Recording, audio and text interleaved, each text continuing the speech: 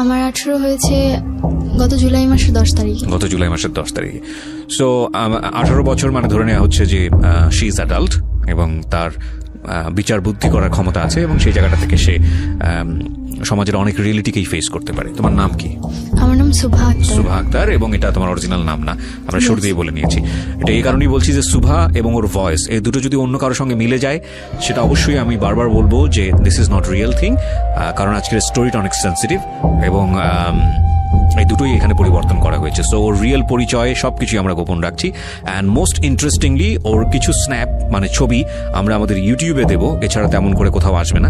আমাদের ইউটিউবের ঠিকানা হচ্ছে www.youtube.com/DFM904। আমি আবারও বলছি www.youtube.com/DFM904। ঢাকা FM 90.4 নামে চ্যানেলটি আছে, ওখানে কি আপনি অবশ্যই সাবস্ক্রাইব করে নোটিফিকেশন অন করে রাখুন। আমরা অনুষ্ঠান চলাকালীন সময় যে কোনো সময় পুরো অনুষ্ঠানটি ওখানে আপলোড করব। ওকে, এবং সেখানে আমাদের সুভার কিছু ছবি ওখানে থাকবে। জন্ম জেলা কোথায় তোমার?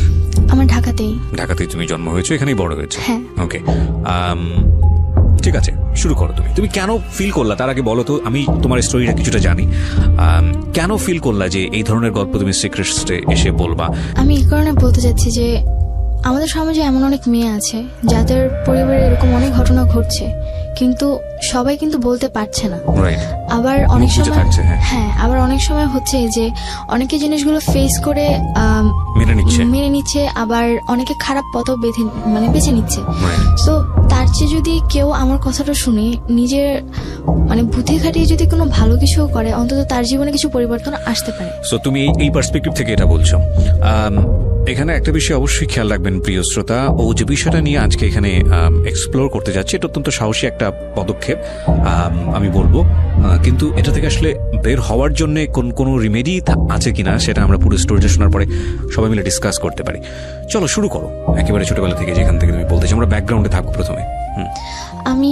আমার আজকে 18 বছর বয়স। আমি ছোটবেলা থেকে বড় হয়েছি ঢাকাতেই। আমার জন্ম হবার 3 মাস পর আমার বাবা বাইরে চলে যায়। জি। তুমি কি বড় সন্তান? হ্যাঁ, আমি আমার ফ্যামিলির বড়। কয় ভাই বোন তোমরা? আমরা 3 ভাই বোন, আমি সবার বড়। আমার ছোট 2 ভাই আছে। ওকে। তো বাবা চলে যায়, তো তখন আমি অবশ্যই ছোট ছিলাম। আমার মুখে যতটুকু শোনা যে আমি মানে বাবা আর মায়ের দিক থেকে খুব সেন্সিটিভ ছিলাম। আমার বাবার একটা ছবি ছিল বাসায়, আমি আমার বাবার ছবি ছাড়া কাউকে বাবা বলতাম না। ওকে। এমনকি আমার চাচা ছিল, কাকা ছিল, তারাও অনেক সময় চেষ্টা করতো তাদেরকে বাবা বলানোর জন্য, কিন্তু আমি কখনোই বলতাম না। আমার বাবার ছবি দেখেই বলতাম যে উনি আমার বাবা। অ্যান্ড 3 বছর পর যখন আমার বাবা বাইরে থেকে আসে, সৌদি আরবে ছিল, যখন আসে তখন আমার বাবার গাল ভর্তি দাড়ি ছিল। অ্যান্ড মানে 3 বছর আগে সে যেমন ছিল বা আমার ছবিতে যেরকম ছিল সেরকমটা ছিল না। দেন আমার মা আমার বাবাকে পরিচয় করে দেয় যে আমি আমার বাবা উনি। তো স্বাভাবিক আমরা মায়ের মুখে শুনেই জানি যে ইনি আমার বাবা, বা আমাদের সাথে যাদের পরিচয় করে দেবে তারাই মানে তাদেরই আমার পরিচয় ভাবে চিনি। তো আমি আমার বাবার ছবি দেখে তার সাথে যখন ফেস মিলাই, দেন আমার কাছে ভালো লাগে না, অ্যান্ড ফেস মিল ছিল না, অ্যান্ড ছোট ছিলাম বুঝিনি, অ্যান্ড আমি তাকে বাবা বলে মেনে নিইনি। শুধু তাই নয়, আমি কখনো তাকে বাবা বলে ডাকতামও না। দেন ধীরে ধীরে যখন আস্তে আস্তে বড় হতে লাগলাম, তখন তার ফেসের সাথে মানে বুঝতে লাগলাম যে না, উনি আমার বাবা। দেন মেনে নিয়েছি। অ্যান্ড আমাদের ফ্যামিলিটা খুব ভালোই ছিল। আমি আমার ফ্যামিলির ব্যাপারে কখনোই কোনো কিছু জানতাম না, অ্যান্ড আমি এই ব্যাপারে কখনো কোনো কিছু জানার চেষ্টাও করতাম না। আমার এই ব্যাপারে কোনো আগ্রহ ছিল না, কজ ফ্যামিলিতে সবাই একজন আরেকজনের মানে দায়িত্বে থাকে, কিন্তু তবুও কিন্তু একটা ব্যক্তিগত ব্যাপার বলতে কিছু থাকে। দেন আমাকে ছোটবেলা থেকে আমি মানে প্লে, নার্সারি, কেজি এগুলো আমি আমাদের এলাকার একটি স্কুলে পড়েছি। দেন পরবর্তীতে আমাকে আমার এলাকার বা ডালতন নার্সারি স্কুলে ভর্তি করানো হয়েছে। আমি ওখানে পড়াশোনা কন্টিনিউ চালিয়েছি।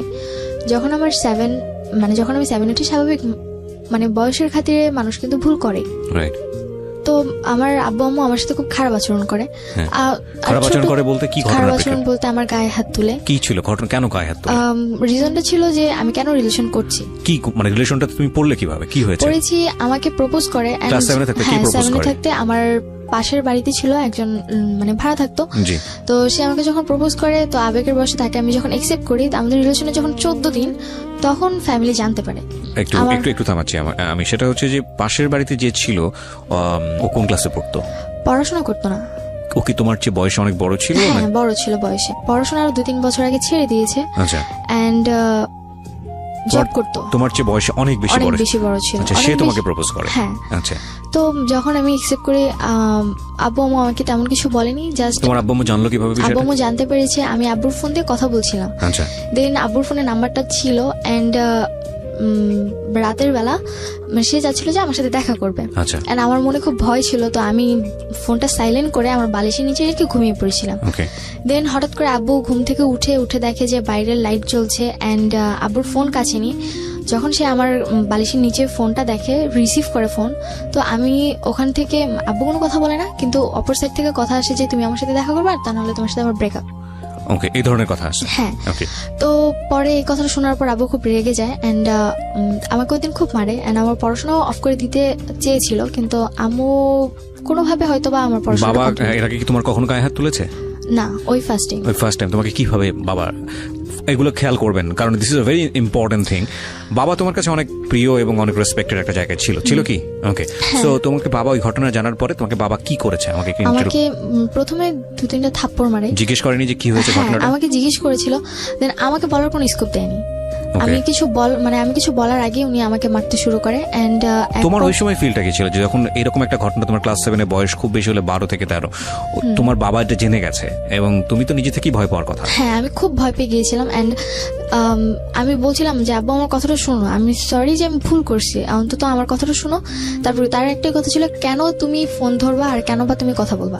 ওকে। এন্ড যে ঘরে যে মাটি খোঁড়ার জন্য শাপল গুলো থাকে, আমরা যেগুলোকে বলে থাকি, তো আব্বু আমাকে ওটাতে অনেকক্ষণ মারে এন্ড আমার হাত পা কেটে যায়। তো শাবল দিয়ে মারে তোমাকে? হ্যাঁ। আর ওটা মানে রড জাতীয় ছিল, যার কারণে হাত পা কেটে গিয়েছিল। দেন পরবর্তীতে আম্মু জিনিসটা হয়তোবা তার কাছে খুব খারাপ লেগেছিল, তো এই কারণে আম্মু পরে আব্বুকে আটকায়, পরে আমাকে আর কিছু বলে না। দেন তারপর থেকে আব্বুর সাথে আমার কথা বলা সবকিছু কমে যায়।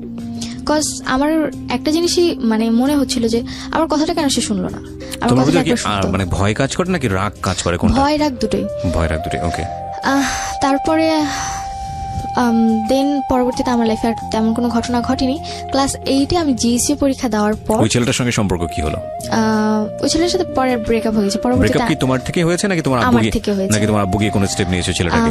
আব্বু গিয়ে স্টেপ নিয়েছিল বলতে, আমাকে তারপর প্রতিদিন আব্বু স্কুলে নিয়ে আসতো। আচ্ছা। এন্ড পরবর্তীতে ছেলেটা আমাকে জাস্ট একটাই কোশ্চেন করেছিল যে রিলেশনে কি তুমি কন্টিনিউ করবা নাকি করবা না? তোমার ফ্যামিলিতে এত বড় ঘটনা ঘটে গেছে কিছু জানতো না? সে কিছু জানতো না। আচ্ছা। তো পরে আমি বলেছি যে না, আমার পক্ষে সম্পূর্ণ কন্টিনিউ রাখা, কজ আমি অলরেডি আমার আব্বু আমাকে অনেক কষ্ট দিয়েছি। আমার কথাটা ছিল এরকম। পরে সে বলে যে ওকে ঠিক আছে। তো তারপর তার সাথে আমার কোনো কন্ট্যাক্ট হয়নি। অবশ্য তার নাম্বারটা আমার মুখস্থ ছিল না, আমি কার্ড থেকে তার নাম্বার অলওয়েজ তুলতাম, আর কার্ডটা পরবর্তীতে আব্বু আমার ব্যাগ থেকে ফেলে দেয়, যার কারণে আমার পরবর্তীতে আর কোনো কথা হয়নি। তো ক্লাস 8 জিএসসি এক্সাম সময় বাবা ছিল। দেন জিএসসি এক্সাম শেষ ডিসেম্বর 1 তারিখে বাবা কাতার চলে যায়। আচ্ছা। এন্ড তারপরে আব্বু যে আবার 1 মাস পর আম্মু আমার হাতে একটা ফোন ধরিয়ে দেয়। সেটা হচ্ছে নোকিয়া ফোন, টাচ ফোন ছিল, মানে নতুন মডেল যেটা বের হয়েছিল।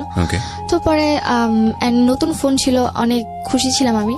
তো আমি বুঝতাম না তখন যে কি হচ্ছিল।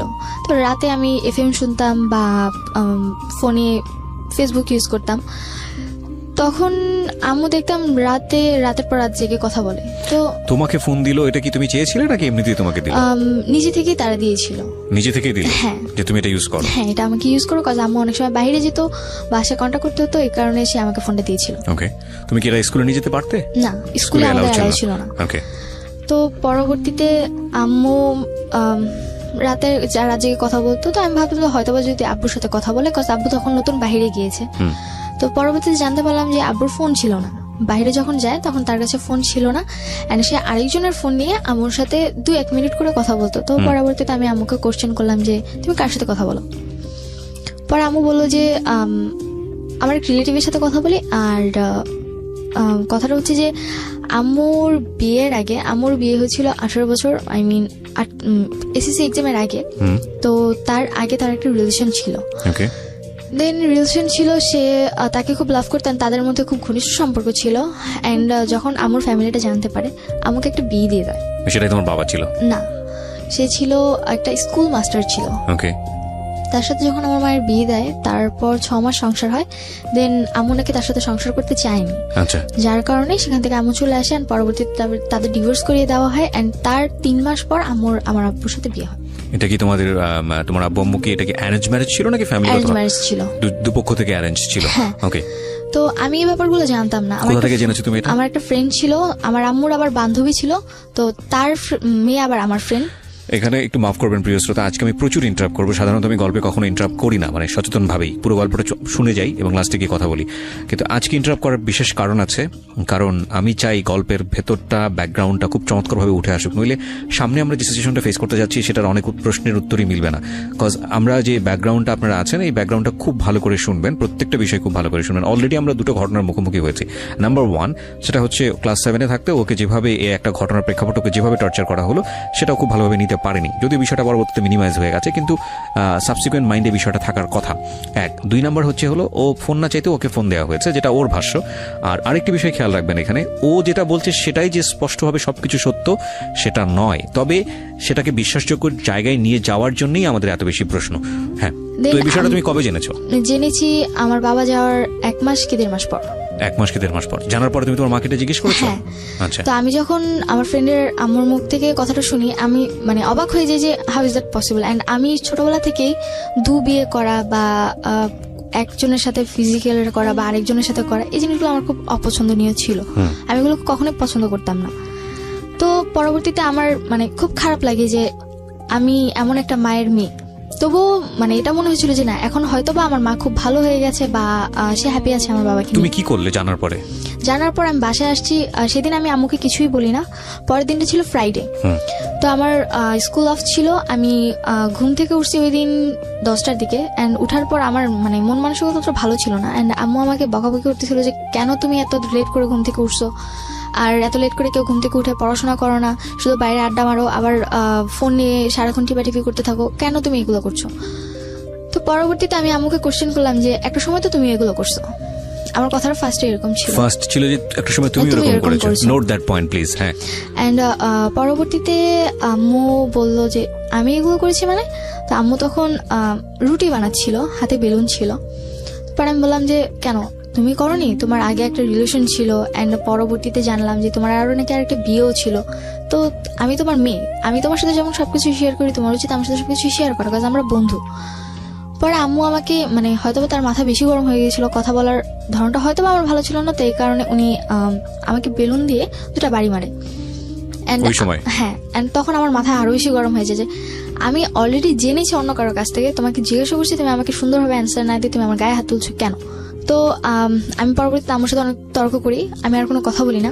তোমাকে একটু থামাচ্ছি, 2টো পয়েন্ট আমরা গিয়েছি এবং 2টো পয়েন্টই খুব সেন্সিটিভ পয়েন্ট। আমি কারণ গল্পটা যখন সামনের দিকে চলে যাবে তখন আপনারা এগুলো ভুলে যাবেন। আমি 2টো পয়েন্টে একটু 2 মিনিট কথা বলতে চাই। নাম্বার 1, যখন ওকে গায়ে হাত তোলা হলো ক্লাস 7 অবস্থায়, ওর একটা সম্পর্কে জড়িয়ে যাওয়া, এবং এই সময় ওর কিন্তু ভালো মন্দ বোঝার বয়স না।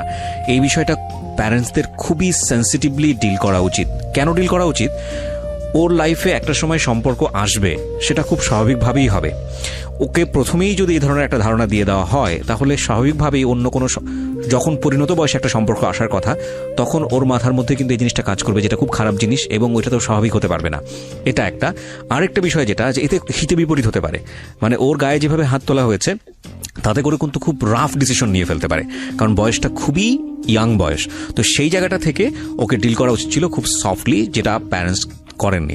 মায়ের ভুলটা দেখেন, ও হ্যাঁ, এটা এখানে ওরও একটা ভুল আছে। সেটা হচ্ছে যে যখন ওর বান্ধবীর মায়ের কাছ থেকে বিষয়টা জানলো, ওর উচিত ছিল মাকে এসে জিজ্ঞেস করা যে মা এরকম ঘটনা ঘটেছে কিনা। খুব স্বাভাবিকভাবেই একটা সন্তান ওই বয়সে সে ভালো মন্দ বোঝে না, তার খারাপ লাগাটা খুব স্বাভাবিক, কারণ যেহেতু ওর স্বাভাবিকভাবেই এই জিনিসটাকে প্রেজেন্ট করা হয়েছে। কিন্তু ও সেটা করেনি, এবং এর প্রেক্ষাপটে ওর মা এসে যেই ব্যবহারটা করলো সেটা আরো ভয়ানক রকমের ভুল।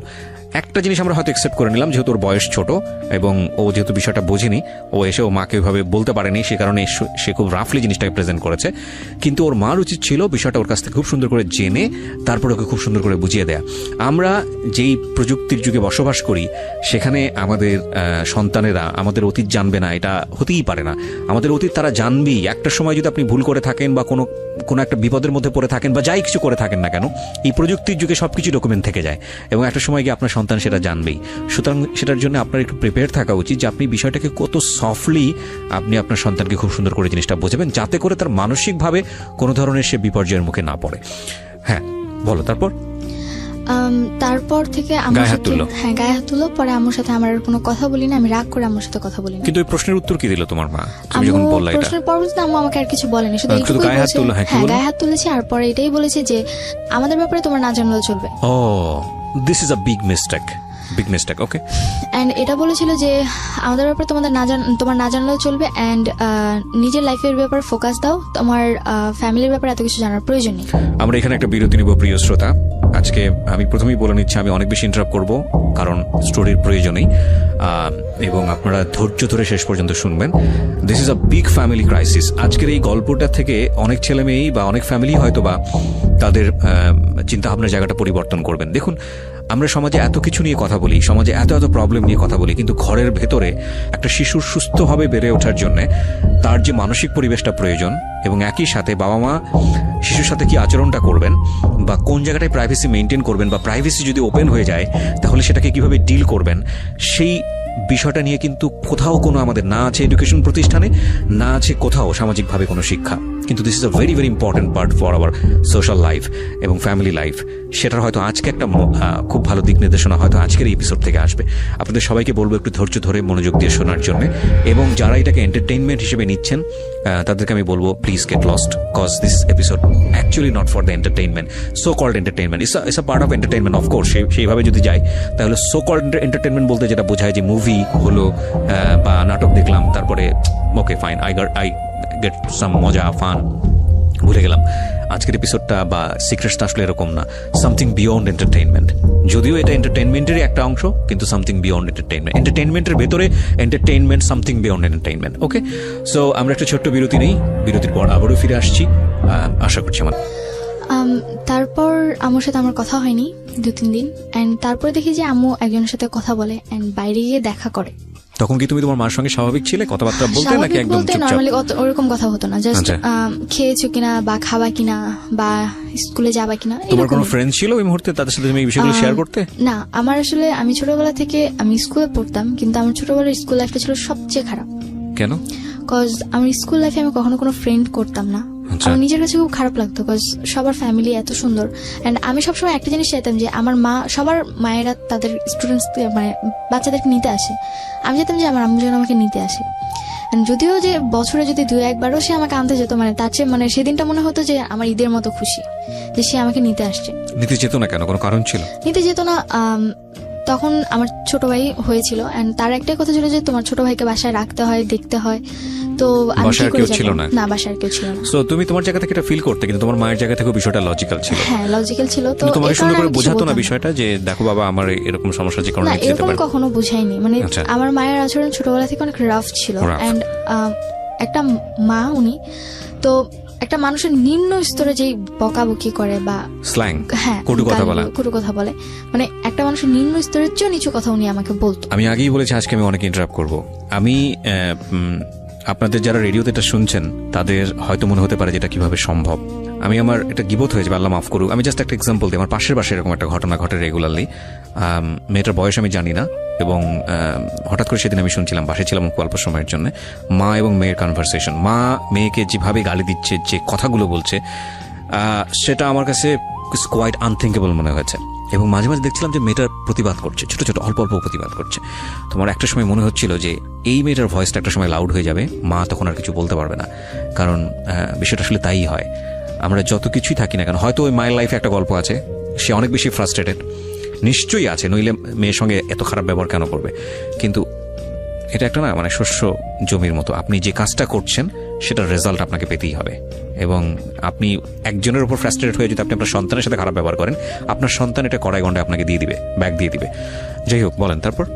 তো আমার সাথে প্রচুর খারাপ ব্যবহার করতো, উঠতে বসতে খেতে বসলে অনেক খারাপ আচরণ করতো, এন্ড মানে মাঝে মধ্যে নিজের কাছে এটা মনে হতো যে আল্লাহ কেন আমাকে বাঁচিয়ে রাখছে, বা আমি কেন মরে যাই না। ওকে। তো এক পর্যায়ে সুইসাইড অ্যাটেম্পের চিন্তা করলাম, যে ক্লাস 7 এর থাকতেই, তখন আমি ক্লাস 9-এ প্রথম দিকে ভর্তি হয়েছি। ওকে। তো ইচ্ছে করছিল যে বেঁচে থাকার চেয়ে মরে যাওয়াটা হয়তো আমার কাছে অনেক বেশি বেটার। তো আমার আম্মুর সাথে একটা ছেলের মানে নর্মালি কথা হতো, আমি শুধু জানতাম, কখনো দেখিনি। তো হঠাৎ একদিন রোজার মাস, তখন আমার বাসায় আসছে সে। তো তখন আমার বাসায় তাকে দেখে আমি অবাক যে কে এই লোকটা। অ্যান্ড সে দেখতে নর্মালি সুন্দর ছিল, তো আমার ভালো লাগে, কিন্তু আমি কখনো তাকে কথা বলতাম না। অ্যান্ড পরবর্তীতে যখন দেখলাম যে রাতের পর রাত আম্মু তার সাথে কথা বলতেছে, আমার নিজের কাছে তার প্রতি একটা ঘৃণা জন্ম নিল যে মানে একটা বিবাহিত মহিলা তার সাথে কি করে সে এত রাত জেগে কথা বলে। আর সে জায়গায় কিনা সে অনার্স 3rd ইয়ারে পড়ছে, একটা ছেলে। নিজের কাছে খুব খারাপ লাগতো। আমি তাকে মাকে জিজ্ঞেস করলো না যে হ্যাঁ, ছেলেটা আমি বাসায় জিজ্ঞেস আসলে করেছি। ছেলেটাকে? সে ছিল পরে বললো যে আমাকে পরিচয় করিয়ে দিল যে আমি তাকে আমার ভাই বলে জানি, তোমার মামা। তোমার মামা? হ্যাঁ, আমার মামা। পরে আমি বললাম যে আচ্ছা ঠিক আছে। তো আমি কখনো তার সাথে কথা বলতাম না, আমি পছন্দই করতাম না তাকে, কোনোভাবেই পছন্দ করতাম না, আমার বিরক্ত লাগতো তাকে দেখলে। তো সে যদি বাসায় আসতো আমি বের হয়ে যেতাম, বা সে যদি ঘরে থাকতো আমি অন্য রুমে গিয়ে বসে থাকতাম, কখনো তার সাথে কথা বলতাম না। বাট তোমার তো উল্টো আচরণ হওয়া উচিত, যে একটা যাকে তুমি পছন্দ করছো না এবং তুমি গেস করছো যে তার মা, তোমার মা ছেলেটার সঙ্গে কথাবার্তা বলছে, হ্যাঁ। তো তুমি তাকে কেন স্পেস দিচ্ছ? তুমি তো তোমার মায়ের রুমেই বসে থাকা উচিত ছিল। বসে থাকার বলতে আমার ভালো লাগতো না তাদের কথা শুনতে, আর তারা যেরকম কথা বলতো আমার পছন্দ হতো না, বিরক্ত লাগতো। আর তোমার সামনেই এটা করতো? হ্যাঁ, আমার সামনে করতো। কি ধরনের পরবর্তীতে চলে যেতাম, মানে তারা একসাথে বসে কথা বলতো, আবার ছেলেটা আমার হাত ধরতো, এগুলো আমার পছন্দ ছিল না। তোমার সামনে এটা করতো? হ্যাঁ, আমার সামনে এটা করতো। তোমাকে অ্যাভয়েড করতো? তুমি এগুলো পছন্দ করতে না? অ্যাভয়েড বলতে যখন একটু বেশি মানে গভীর হয়ে যেত তখন আমাকে বলতো যে একটু বাইরে যাও, দেখো তোমার ভাই কোথায় আছে। ছি ছি ছি ছি। তো পরবর্তীতে এর মধ্যে আমার ছোট ভাই জন্ম নেয়, একদম একটা ছোট। মিনিট একটু থামাচ্ছি, সরি। সেটা হচ্ছে যে যখন এই জিনিসটা হতো তুমি তো একটা গেস করতে যেটা এটা this is a bad thing. হ্যাঁ, bad তো thing। তো ওই সময়টাতে তুমি এগুলো কি করতে? তোমার ভেতরের মানে ইমপ্রেশনটা কি হতো? খুব খারাপ লাগতো, ইচ্ছে করতে যে হয় ওকে মেরে ফেলে, মানে আমার মাকে মেরে ফেলে, আর তাহলে নিজে মরে যায়। মানে এতটা খারাপ লাগতো, মানে খুব গিল্টি ফিল হতো নিজের মধ্যে। তো এর মধ্যে মানে যখন এই জিনিসগুলো দেখতাম তার মধ্যে হঠাৎ করে একদিন রাতে দেখি যে আমার বাসায় কেউ একজন আসছে। আমি Okay. আমার রুমে শুয়েছিলাম, আমার বাসায় কেউ একজন আসছে। তো তুমি তোমার মাকে বলতে যে মা এগুলো আমার ভালো এগুলো লাগছে? ঠিক না। হ্যাঁ, আমার বলতাম মাঝে মধ্যে যে আম্মু এগুলো কেন করো, তো আম্মু বলতো যে কি করি, কিছুই তো করি না, জাস্ট নর্মালি কথা বলি, মানে তার কথাটা উড়াই দিত। না, তুমি তোমার মাকে বলতে পারছো মা কেন আসবে উনি বাসাতে? হ্যাঁ, আমি বলতাম। পরে বলতো যে আসে, ভাই আমার কথা বলতে আসে, মাঝে মধ্যে দেখো না খাবার টাবার নিয়ে আসে, ওনার পছন্দ, এই কারণে আসে, এছাড়া আর কিছু বলতো বাট না। তোমার যে ভালো লাগে না এটা বিষয়টা এটা আমি তুমি বলেছি তাকে, তার কথা একটা, তোমার ভালো লাগলে কি সে তোমার কাছে আসে না, তুমি কেন এটা মানে কেয়ার করতেছো, তার কথাটা ছিল এরকম। আমি কেন কেয়ার করতেছি, সে তো আমার কাছে আসতেছে না, আসতেছে তার কাছে, তার ভালো লাগছে। তোমাদের সে আসছে। বাসাটার আশেপাশে কোনো লোকজন ছিল না? আসলে আমাদের বাসার আশেপাশে যে লোকজন ছিল মানে তারা তাদের মতো বিজি। পাশে একজন হিন্দুদের ফ্যামিলি আছে, ফ্ল্যাট এটা? হ্যাঁ। Okay. তো সে তার মতো থাকতো, আর আমাদের ডান পাশে যারা থাকতো তারাও তাদের মতো বিজি থাকতো, মানে তাদের আচরণটা অনেক খারাপ ছিল, যার কারণে তাদের সাথে কেউ মিশতে পারতো না। মানে এই বিষয়টা কিরকম ছিল যে তোমাদের সঙ্গে তাদের কোনো সম্পর্ক না, ছিল না, না? সম্পর্ক ছিল না। ওকে। আর আমাদের আশেপাশে যারাই আসছিল নতুন নতুন আসছিল, তো নতুন নতুন তাদের কারোর তোমার সাথে সঙ্গে তোমার বাবার সম্পর্ক কেমন ছিল? প্রথমে খুব ভালো ছিল, অ্যান্ড 7 এর তো আমি কাহিনীটার যে পর সময়ের গল্পে আছে ওই সময় কেমন ছিল? ওই সময় অতটা ভালো ছিল না, মানে সে আমার সাথে কথা বলতো না বেশি। বাবাও তোমার সাথে কথা বলতো না, না? কথা বলতো না, জাস্ট কেমন আছো, ভালো আছো, শেষ। ওই বাবা আর তোমার কি। সঙ্গে কথা বলতো না কেন? কথা বলতো না, সে বলতো আমি খারাপ হয়ে গেছি, ঘোরাফেরা করি, ফোন ইউজ করি, ফেসবুক চালাই, আর তাদের আমার ফ্যামিলির কাছে ফেসবুক ইউটিউব জিনিসটা ছিল সবচেয়ে খারাপ। ফোন তো তারাই দিয়েছে? হ্যাঁ, তারাই দিয়েছে। অ্যান্ড তারা বলতো যে কেন ফোন দিয়েছি, গান শুনো, নর্মালি ফ্রেন্ডসদের সাথে যদি কথা বলা হয় 2-1 মিনিট কথা বলো, আর আমাদের খবর না হলে নিব, তুমি কেন ফেসবুক ইউজ করবে? আচ্ছা। তাদের কাছে ফেসবুক জিনিসটা খুবই খারাপ, মানে তোমার নোংরা আব্বু type-এর কোনো আইডি জিনিস ছিল ফেসবুকে? না, কোনো আইডি ছিল না? আইডি ছিল না। ওকে। তারা তোমার কাছ থেকে পাসওয়ার্ড বা তারা ফেসবুক কিভাবে ইউজ না, করতে হয় কিছুই এগুলো জানতো? নিত না, মানে তারা ইউজ করতে পারতো না পারতো না? ফেসবুকটা জিনিসটা। ওকে। তো এই কারণে তারা আরো বেশি খারাপভাবে হোস্ট করতে জিনিসটা। তো পরবর্তীতে যখন এখানে একটা বিষয় একটু বলি প্রিয় শ্রোতা, যেগুলো ভেরি ইম্পর্টেন্ট বিষয়। সেটা হচ্ছে যদি আপনার সন্তান কখনো এরকম ফেসবুক ইউজ করে আপনি এটাকে স্টপ করতে পারবেন না। যদি স্টপ করেন তাহলে যেটা হবে যে সে গোপন করে অন্য কিছুই ব্যবহার করে আপনাকে ধরা দেবে না। সো লেট হিম ফ্রি, তাকে ফেসবুক ইউটিউব সে যেটা করতে দিন। আপনার এক্সেস রাখবেন একটা সার্টেন পিরিয়ড পর্যন্ত, লাইক ও বয়প্রাপ্ত হওয়া পর্যন্ত খুব সুন্দর করে বোঝাবেন বাবা তুমি যেটাই করো না কোনো প্রবলেম নাই, তোমার পাসওয়ার্ডটা আমার কাছে রাখো, তোমার আইডি টাইডি সবকিছু আমার কাছে রাখো, ওকে, তুমি তোমার মতো করে করো। আমি যদি কখনো ফিল করি যে তোমার এই আইডিতে বা তোমার আমার এটাতে মনিটর করার প্রয়োজন আছে তাহলে আমি এটা ঢুকে দেখবো যে তুমি কার সাথে কিভাবে কন্টিনিউ করছো, এটা তোমার সেফটির জন্যই প্রয়োজন। বিকজ আমি যেহেতু তোমার চেয়ে অনেক বেশি এক্সপিরিয়েন্স এরিনাতে, আমি চাই না তুমি কোনো ভুল করো। So that is the best way. এরপরে যদি আপনার কোনো বেস্ট ওয়ে জানা থাকে ইউ ক্যান এক্সারসাইজ দিস। বলেন। তো তারপরে একদিন রাতে দেখলাম যে আমার বাসায় একজন আসছে। তো জিনিসটা আমার কাছে কোনোভাবেই ভালো লাগেনি। তো আমি পরে আমার রুমে যে নক করি, অ্যান্ড নক করার পর মানে আমি যেটা দেখি সেটার জন্য আমি একদম তৈরি ছিলাম না। আর রাত কটার দিকে এটা ঘটনা? তখন রাত মেবি 1:30 কি 2টা বাজে। তখন তুমি ক্লাস 9 এ পড়ো? হ্যাঁ, তখন ক্লাস 9। 1:30-2টার সময় তুমি কি করছিলে? 1:30-2টার দিকে বলতে আমি তখন রাত জেগে এফএম শুনতাম। দিনটা ছিল বৃহস্পতিবার। ভূত এফএম আগে ডর হতো মেবি কোন একটা চ্যানেলে, আমার ঠিক মনে নেই, 89.2 তে। তো আমি সেটা শুনতেছিলাম, আর ওটা তো রাতে 2টা পর্যন্ত হতো। তো সেটা শুনতে শুনতে আমার কানে হেডফোন ছিল, আমি প্রথমে কোনো কিছু শুনিনি যে কেউ আসছে কিনা বা কোনো আওয়াজও পাইনি। পরবর্তীতে যখন আমি ওয়াশরুমে গেলাম তখন দেখলাম যে আমার রুমের লাইট অন করা। ওকে। তো পরে আমি আমার রুমে যখন নক করি, পরে আমার গেট খুলে দেখি যে আমার এক রিলেটিভ। তো আমি তখনও জানতাম না যে তার সাথে আমার আগের রিলেশন ছিল। তো পরবর্তীতে যখন আমি দেখে অবাক, পরে আমি জিজ্ঞেস করলাম আপনি এখানে এত রাতে? ছেলেটাকে জিজ্ঞেস করো? হ্যাঁ, ছেলেটাকে চিন্তা জিজ্ঞেস তুমি করলাম। তাকে? হ্যাঁ, চিনতাম, কারণ আমার রিলেটিভ হয়। রিলেটিভ বলতে কি ধরনের রিলেটিভ? রিলেটিভ বলতে আমার আম্মুর যার সাথে রিলেশন ছিল তাকে আবার আমার এক খালামণি পছন্দ করতো। তো সে আবার আম্মুর সাথে যখন তার একটু ঝগড়া হচ্ছিল, তো সেই ঝগড়ার সময় আমার ওই খালামণি কোনো একভাবে আমার ওই বয়ফ্রেন্ডকে বিয়ে করে ফেলে। ওকে, বাট ওই সময়ে তুমি যাকে দেখলে তাকে তুমি আগে থেকে চিনতে কিনা? হ্যাঁ, আগে থেকে চিনতাম। আগে থেকে কিভাবে চিনতে? বিকজ খালামণির সাথে কয়েকবার আমাদের বাড়িতে আসছে, Okay. তো সেভাবে আমি চিনি। খালামণি মানে কি আপন খালামণি ছিল নাকি আপন না, একটু দূরের। তোমার মায়ের বান্ধবী ছিল? না, আমার আম্মুর খালার মেয়ে। তোমার আম্মুর খালার মেয়ে, সেই মেয়ের হাজবেন্ড হচ্ছে এটা? হ্যাঁ। ওকে, তোমার আম্মুর খালা। তো খালা মানে কি আপন খালা? না, সেটাও দূরের? দূরের। তো তার সঙ্গে তোমার দেখা হয়েছে, কোথায় দেখা হয়েছে? সেটা দেখা হয়েছিল, আমি এলাকার ভিত্তিকে নর্মাল খালো হিসেবে চিনতাম তাকে। তো পরবর্তীতে যখন আমার বাসায় দেখি তখন তাকে না, তুমি আমাকে বলো, কারণ আজকের এই স্টোরিটা খুব সেন্সিটিভ একটা স্টোরি। তুমি ভালো করে গ্রাফ না করতে পারলে অনেকে বিলিভ করতে পারবে না, এবং সে জায়গা থেকে আমার অনেক প্রশ্ন আছে তোমাকে। তোমার দেখা হয়েছে কোথায় ফার্স্ট তার সাথে? আমার ফার্স্ট দেখা খালামণির সাথে, আমি তাদের বাসায় তাকে দেখছি। খালামণির সাথে তুমি তাদের বাসায় কেন গিয়েছিলে? ছোটবেলা ছিলাম, তার ছেলে ছিল আমার বয়সী, তো তাদের সাথে খেলতাম। তো একদিন গেছি, আমি খালামণির হাজবেন্ডকে কখনোই দেখিনি, কারণ সে বাইরে ট্যুর দিয়ে জব করতো। তো ওই দিন যখন আসে, তো তার সাথে ছোটবেলা তার সাথে একবার আমার দেখা হয়েছিল। অ্যান্ড উনি একটা কারখানায় জব করতো যেখানে কিনা পেন্সিল তৈরি করতো। অ্যান্ড উনি আমাকে একবার পেন্সিল গিফট করেছিলেন, তারপরেই আমি তাকে চিনি। ওকে, সো এটা কি তোমার বাসার আশেপাশে ছিল? এটা আমার বাসা থেকে কিছু দূরে ছিল। তোমরা যেখানে থাকতে তার 6-7 মিনিটের রাস্তা। ওকে, ফাইন। তারপর তো দেখার পর আমি অবাক। অ্যান্ড দেখলাম যে তার ড্রেস আপ চেঞ্জ, মানে একটা মানুষ ড্রেস আপ স্বাভাবিক, কারো বাসায় আসলে আমরা যেরকম ড্রেস আপ পরে আসতে দেখি, উনি সেরকম ছিল না। আমার বাবার ড্রেস আপ পরা ছিল। তোমার রুমে, তোমার মায়ের রুমে তোমার বাবার ড্রেস পরা? হ্যাঁ, আই মিন রাতে যা পরে ঘুমায় মানুষ, মানে নাইট ড্রেস। ওকে।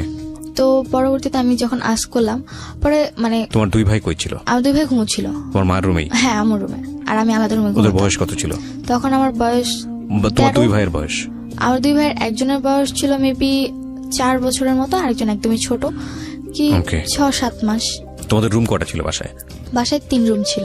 বাসায় 3টা রুম ছিল। একটাতে তোমার মা থাকতো ভাইদেরকে নিয়ে, হ্যাঁ, একটাতে তুমি থাকতে, আরেক রুম খালি ছিল, এক রুম গেস্টের জন্য বা খালি ছিল। ওকে, হ্যাঁ। তো পরবর্তীতে যখন আমি দেখলাম, আমার মাথা প্রচন্ড পরিমাণে গরম হয়ে যায়, কেন তিনি তার সাথে এত রাতে মিট করবে।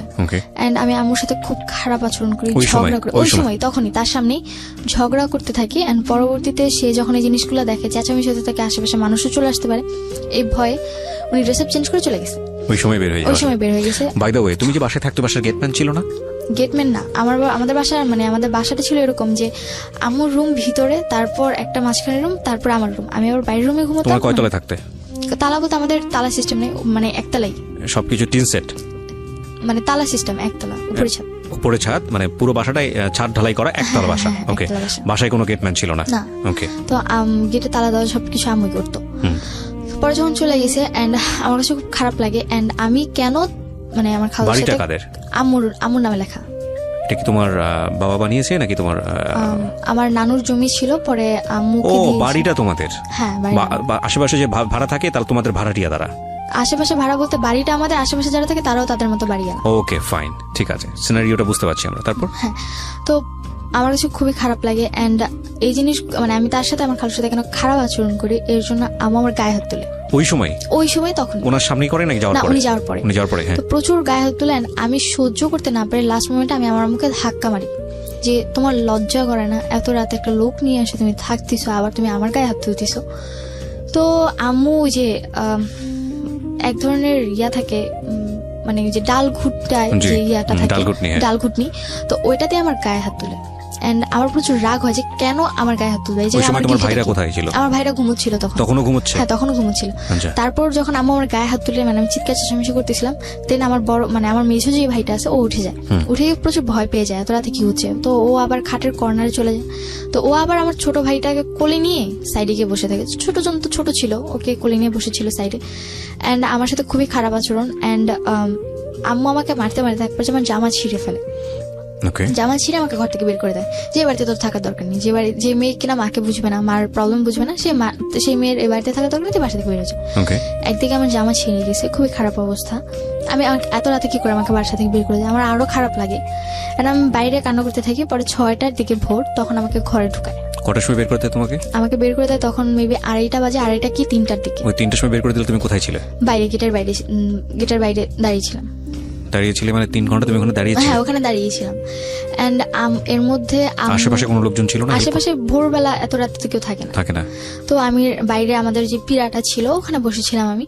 তো আম্মু সারা রাত আমাকে মানে কোনো কথাও বলে না, এন্ড রুমের ভিতরে থাকে। পরে আমাকে 6টার দিকে ঘরে ঢুকায়।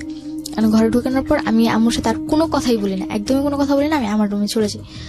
তো Can you imagine the situation? Who is right, who is wrong? That is not my point.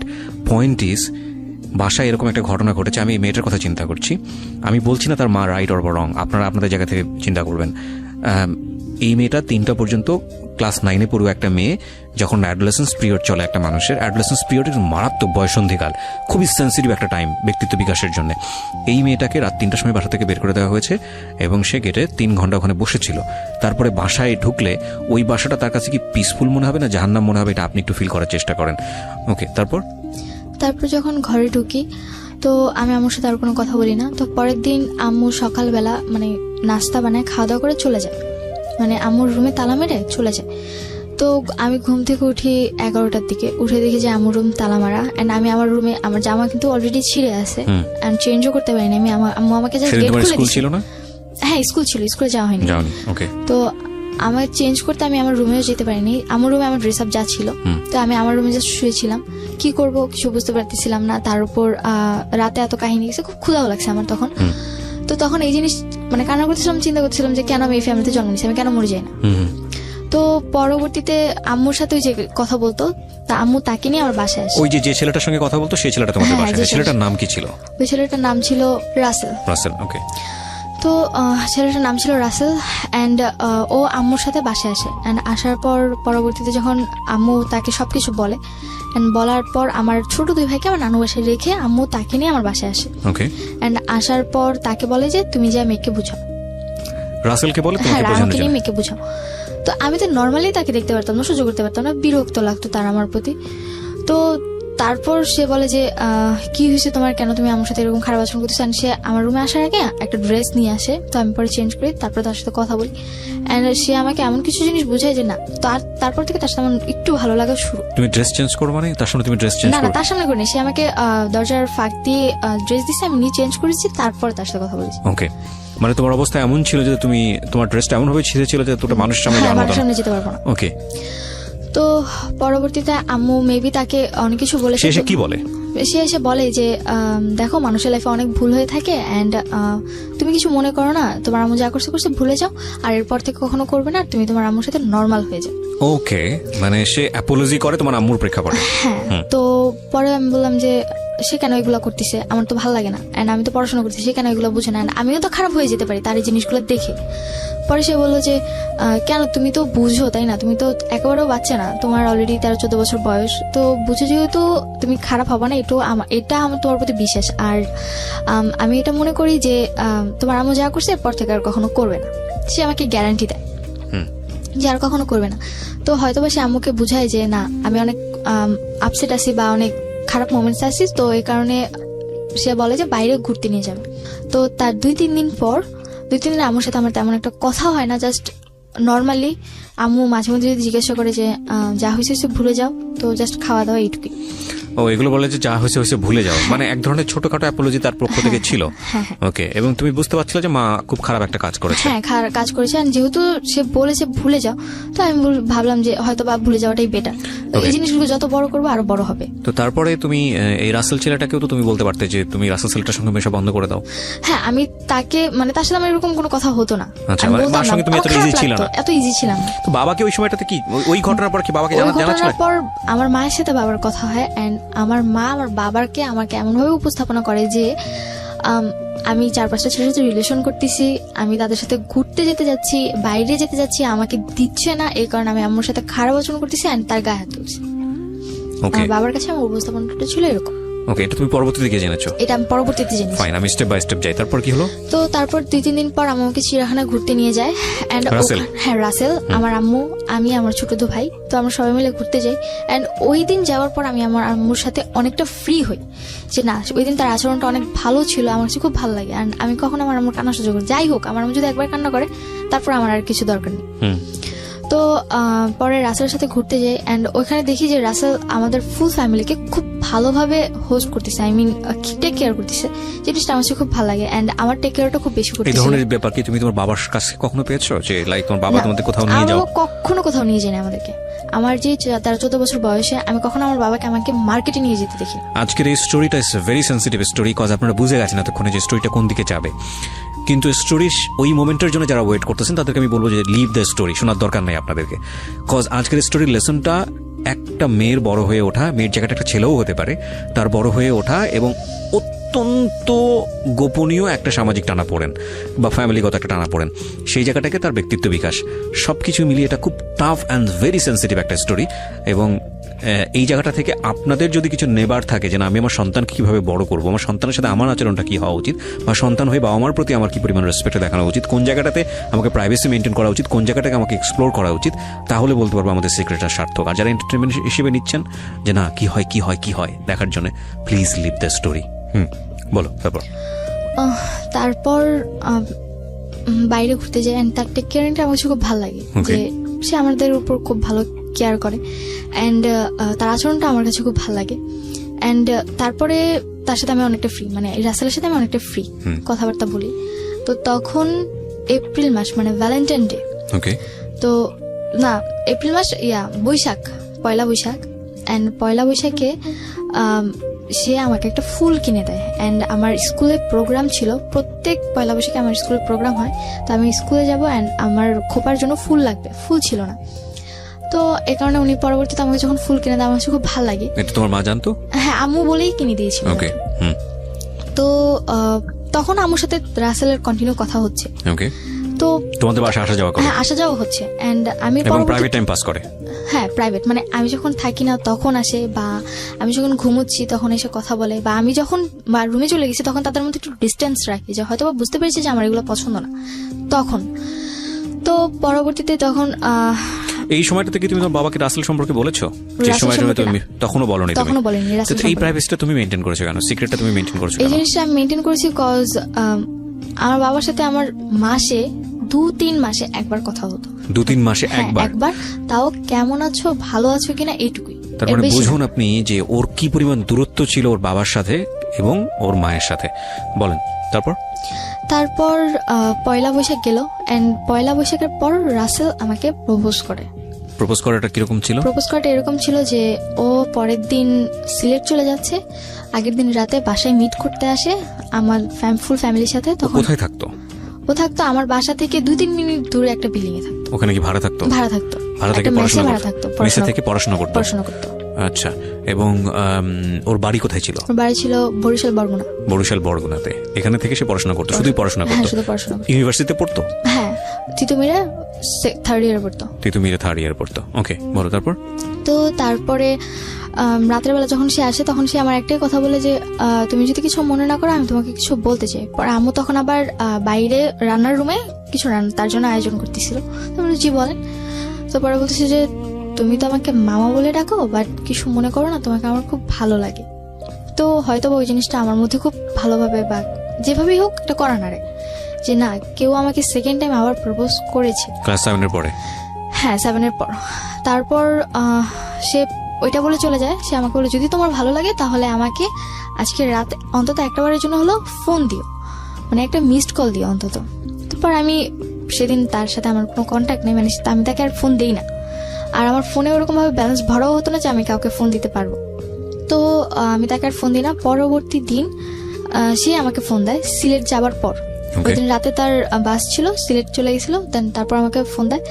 আমরা এখানে একটা বিরতি নেব প্রিয় শ্রোতা, ছোট্ট একটা বিরতি। আশা করছি আমাদের সাথেই থাকবেন। আমরা আমাদের আজকের এই এপিসোডটি আপলোড করেছি আমাদের ইউটিউব চ্যানেলে। ওখানে আপনারা সুভার ছবি দেখতে পারবেন, যতটুকু দেখানো সম্ভব হয় ততটুকুই। আমাদের ইউটিউবের ঠিকানা হচ্ছে www.youtube.com/DFM904। আমি আবারও বলছি youtube.com/DFM904। আপনারা চ্যানেলটি অবশ্যই সাবস্ক্রাইব করে আবারই আবারও ফিরছি আমাদের সুভার কাছে। হ্যাঁ, সিলেটে গেল। হ্যাঁ, তারপর যখন উনি পরের দিন আমাকে ফোন দিল, তারপর আমাকে বললো যে তোমার কি আমাকে কোনোভাবে ভালো লাগে না যে তুমি আমাকে একটাবার ফোন দিলা না? আমি বললাম যে আমার ফোনে ব্যালেন্স ছিল না, তাই আমি ফোন দিতে পারিনি। তো যখন এই কথা বলি তখন বলে যে থাক, আমার আর কোনো অ্যান্সারের প্রয়োজন নেই, আমি অ্যান্সার পেয়ে গেছি। পরে তার সাথে আমার কন্টিনিউ কথা বলা। তো পরবর্তী দিন থেকে আম্মুর ফোনে দেখি যে যেহেতু আমি রাসেলের সাথে কথা বলছি, তার মানে আমার আম্মুর ফোন যদি ওয়েটিংয়ে থাকে বা কথা বলে, সে আরেকজনের সাথে কথা বলছে। তো পরে আমি রাসেলকে কোশ্চেন করলাম যে আপনি কেন আম্মুর সাথে কথা বলতেন? পরে সে বললো যে আমি তো জাস্ট আপা হিসেবে তার সাথে কথা বলতাম নর্মালি, এছাড়া আর কিছুই না। আর আমি আমার লাইফের ব্যাপারে বা আমার ফ্যামিলি মেম্বারের ব্যাপারে কথা বলতাম, আদার্স কিছু না। বললাম যে তাহলে যে আপনি হাত ধরতেন এগুলো, বলছে এগুলো তো জাস্ট বোন হিসেবে আমি তার হাত ধরতাম। এটা কি মানে ভালো লাগা বা প্রপোজিং এর একদম প্রিলিমিনারি পর্যায়ে তখনই কি তুমি জিজ্ঞেস করলে এটা এই বিষয়গুলো, নাকি তার আগে জিজ্ঞেস করে? না, আগে তো না, পরে মানে তোমাকে ভালো লাগার করার পরে? হ্যাঁ, ভালো লাগা প্রপোজ করার পর। তো যখন এই কথাগুলো বলি, তো প্রত্যেকটা কথারই মানে এমন একটা অ্যান্সার ছিল যে না, মানে সে এগুলার ব্যাপারে কোনোভাবে ইনভলভ না। তো তখন রাসেল সিলেটে, তো আমি তো বাড়িতে। তো আমি ঠিক তার 2-3 দিন পর আমি সেম ভাবে রাতে বাসায় ঘুমোচ্ছিলাম। ওই দিন হয়তো বা আমি রাতে কোনো FM শুনতে শুনতে ঘুমিয়ে পড়েছি, আমার রাতে মানে কানে হেডফোন। তো আমার ওই ব্যাপারে আর হুঁশ নেই যে না, আমার কানে হেডফোন দিয়ে আমি ঘুমিয়ে পড়েছি।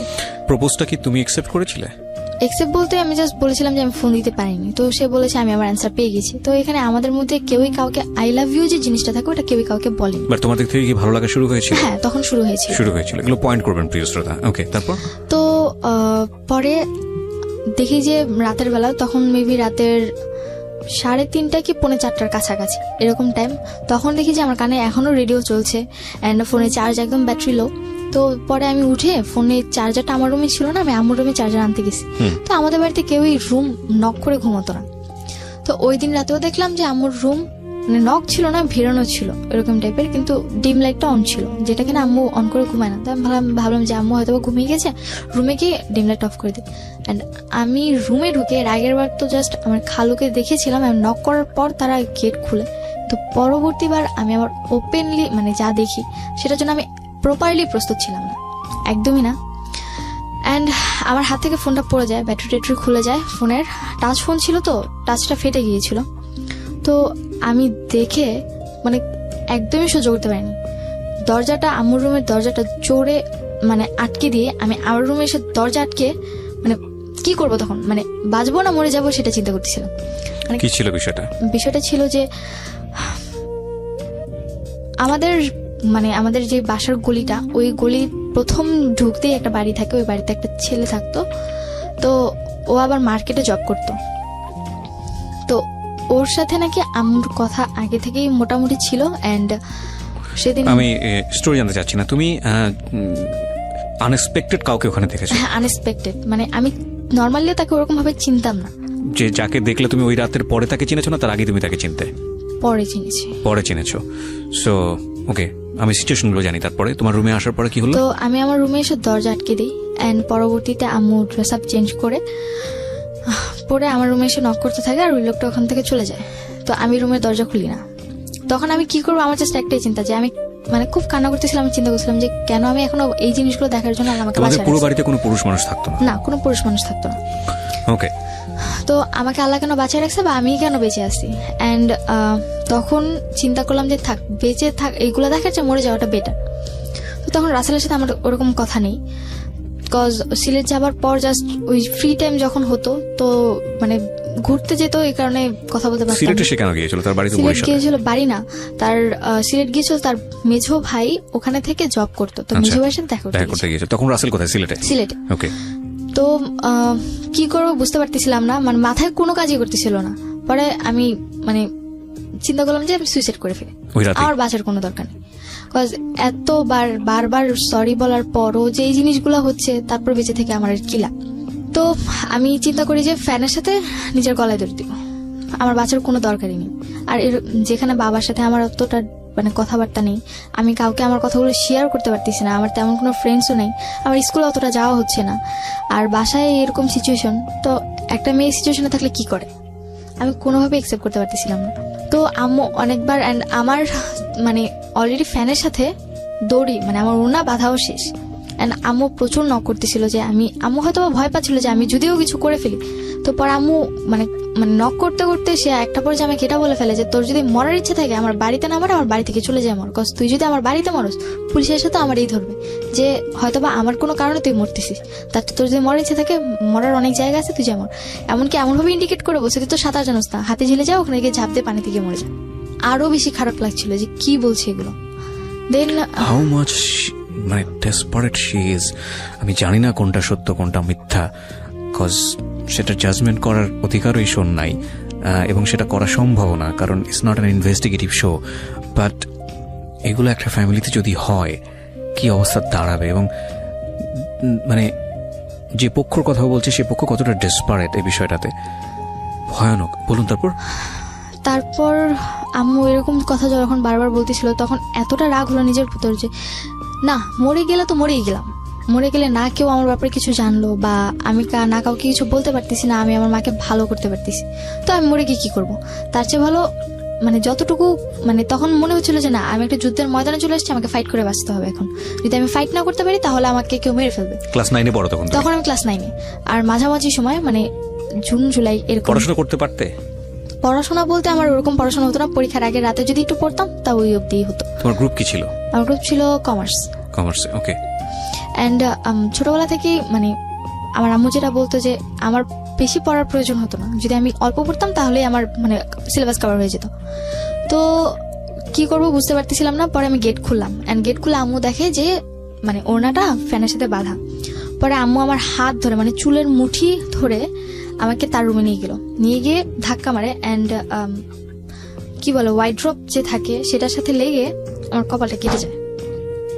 অ্যান্ড যখন আমার কপাল কেটে যায় তো পরে বলে যে তোর যখন এতই মরার ইচ্ছে এখানে কেন তুই মরবি, তুই বাইরে গিয়ে মর, তোর দরকার নেই এখানে থাকার বা এখানে বাঁচার। তো এই কথাগুলো যখন বলতেছিল খুব খারাপ লাগতেছিল। অ্যান্ড পরবর্তীতে সে আমাকে বেলুন নিয়ে মারতে শুরু করে, অ্যান্ড আমি লাস্ট অব্দি সহ্য করতে না পেরে তার মানে সে যেমন আমাকে মারছে আমিও তাকে মারছি। মানে তুমিও গায়ে হাত তুলে? হ্যাঁ, গায়ে হাত তুলছি লাস্ট অব্দি, কজ আমার সহ্য করার ক্ষমতা নেই। কজ এখন যদি আমি গায়ে হাত না তুলি তো হয় আমি মরে যাব, আর তা না হলে মানে কোনো একটা কিছু করে ফেলবো, অঘটন। তো তার চেয়ে ভালো দেখি কি হয়। তো আমি তার গায়ে হাত তুলি, অ্যান্ড লাস্ট আমি তাকে মানে জাস্ট মানে যে ডাল ঘুটনি ছিল ওটা দিয়ে তার পায়ে দুটো বাড়ি দিই, এর বেশি আর কিছু করি না। অ্যান্ড এই জিনিসটা সহ্য করতে পারে না। ওই রাতে আমার মামাদেরকে, আমার খালামুনিকে, আমার নানুকে ফোন করে আম্মু ডাকায় আনে যে দেখো তোমাদের মেয়েগুলা কি করতেছে। তো পরে মামার সবাই আসলেন, আমার তো মাথায় একদমই সেন্স নাই বলতে গেলে। এরকম আমি সবার সামনে চিৎকার করে বলতেছি আমার কি দোষ দেখতেছো তোমরা, আমি কি করছি, আমি গায়ে হাত তুলে দোষ করছি? তাহলে ও যে রাতের পর রাত ছেলে এনে বাসায় থাকে, লোক এনে বাসায় থাকে, এটা কি ওর দোষ না? তুই তো গাড়ি করছিলি? হ্যাঁ, তুই তো করে বলছি। তো পরে মামারা বলতেছিল যে এই মেয়ে তো পুরো খারাপ হয়ে গেছে, এর তো মানে মামাদের কথা এরকম ছিল যে আমি পুরোপুরি খারাপ হয়ে গেছি, অ্যান্ড মায়ের নামে আজে বাজে কথা বলতেছি, সে যাই অন্যায় করুক না কেন সে আমার মা। কিন্তু আমার মাথায় তো ওটা নেই যে না, সে আমার মা, সে কেন অন্যায় করছে, আমার কথা এটা কেন করবে, এইটুকু আমার মাথায় ছিল। এন্ড মামার আমার সাথে প্রচুর খারাপ আচরণ করতেছিল। মানে তুমি যেগুলো বলছো সেগুলোকে তারা একদমই বিশ্বাস করতেছে না। এন্ড পরবর্তীতে মামারা বলতেছে যে তুই কোনো কথা বলিস না, ওরে মানে পুলিশদের ধরে দে। মানে আমার এক বড় মামা ছিল যে, সে বলতেছিল যে ওকে পুলিশদের ধরা দে, বল যে মাকে খুন করতে গেছে, পুলিশদের ধরা দিলে দেখবি এমনি জেলের ভাত খেয়ে ঠিক হয়ে যাবে। আবার নানু বলতেছিল যে এত কিছুর দরকার নেই, তাবিজ করে রাখ, দেখবি যে তুই যা বলবি তাই শুনবে। এরকম উল্টাপাল্টা কথা বলতেছিল। তখন তো আমার মাথায় আরো রক্ত যে আমি একটা প্রবলেমে পড়ে তাদেরকে এই জিনিসগুলো বলতেছি, অথচ তারা আমার সাথে এত খারাপ কেন? নোবডি লিসনিং ইউ, তারা আমার তোমাকে কোনো কেউ কথাই কেউ শুনতেছে শুনছে না। না। মানে আচ্ছা। আমি বলতে গেলে কোনো ফেল না একটা মানুষ, মানে আমি যা বলছি সবই বানোয়াট বলছি, কোনো সত্যি কথা বলছি না। খুব ক্রিটিক্যাল সিচুয়েশন প্রিয় শ্রোতা, এখানে যদি কেউ শুনেও সমাধানটা কি হবে খুবই ক্রিটিক্যাল। একটু চিন্তা করবেন, আপনারা আপনাদের জায়গা থেকে হয়তোবা মার দিকে আঙ্গুল তুলছেন, হয়তো বাকি তাই তুলছেন, আমি ডেফিনেটলি শিওর, কিন্তু মা আর মেয়ের সম্পর্ক তো যেটাই হোক না কেন, মা আর মেয়ের সম্পর্ক, এই জায়গাটা কিন্তু একটা সমাধানের জায়গায় আসতে হবে। এবং এটার সমাধানটা কি? কজ এমন একটা হস্টিলিটি সম্পর্ক গ্রো করেছে দুজনের মধ্যে, এবং এত ভয়ানক একটা রিজনে যেখানে সমাধান দেওয়ার মতো কেউ নেই, এবং পুরোপুরি ওর পক্ষে কেউ নেই, সবাই নিচ্ছে ওর মায়ের পক্ষে। সেটাই হয়তোবা তাদের জায়গা থেকে স্বাভাবিক ছিল। এবং এটা আসলে কোন জিনিসটাকে কাটবে, পক্ষ নিলেই বা এটা সমাধানটা কি হবে? মানে এর চেয়ে ডিফিকাল্ট মোমেন্ট মার লাইফেও কখনো এসছে কিনা জানি না, এবং ওর লাইফে তো অফকোর্স আমি জানি না শেষ পর্যন্ত সেটার কি হয়েছে। তবে যারা আজকের এই গল্পটা শুনে অনেকে বিশ্বাস করতে পারছেন না, তাদেরকে আমি বলবো আপনি নিশ্চয়ই পত্রপত্রিকা পড়েন, আপনি নিশ্চয়ই লাস্ট 2-4-5 বছরের ঘটনা যদি একটু পেছন দিকে যান, এইরকম একটা প্রেমের সম্পর্ক, এরকম অবৈধ সম্পর্কের কারণে নিজের ছেলে মেয়েকে মেরে ফেলেছে, এবং নিজের ছেলে মেয়েকে মেরে পত্রিকার শিরোনাম হয়েছে, হেডলাইন হয়েছে, এরকম অসংখ্য ঘটনা আপনি পাবেন। সো এতটা অবাক হওয়ার কিছু নাই। রেডিওতে ফর দ্য ফার্স্ট টাইম আমি বলি যে এইরকম একটা ডেসপারেট স্টোরি উঠে আসতেছে, আমরা চেষ্টা করতেছি এটার সমাধান খোঁজার জন্য। আমরা বিরতি নিচ্ছি প্রিয় শ্রোতা, এখানে আরেকটা ছোট্ট বিরতি নিব, বিরতির পর আমি নিশ্চয়ই ফিরে আসবো, আশা করছি আমার সাথেই থাকবেন। ছোট্ট একটা বিরতি, ঠিক রাত 12। তারপর ওই দিন রাতে পরে মামারা আমাকে উল্টাপাল্টা কথা বলে, অ্যান্ড পরবর্তীতে মামা বলে যে আমার রুমে আমাকে দিয়ে যায়, অ্যান্ড বলে যে তুই এই রুম থেকে বের হবি না, তুই যদি রুম থেকে বের হস তাহলে সত্যি সত্যি তোকে আমি পুলিশে দিয়ে দিব। এরকম কথা বলতেছিল। পরে আমি আমার রুমে চলে যাই, আমি আর কিচ্ছু বলি না।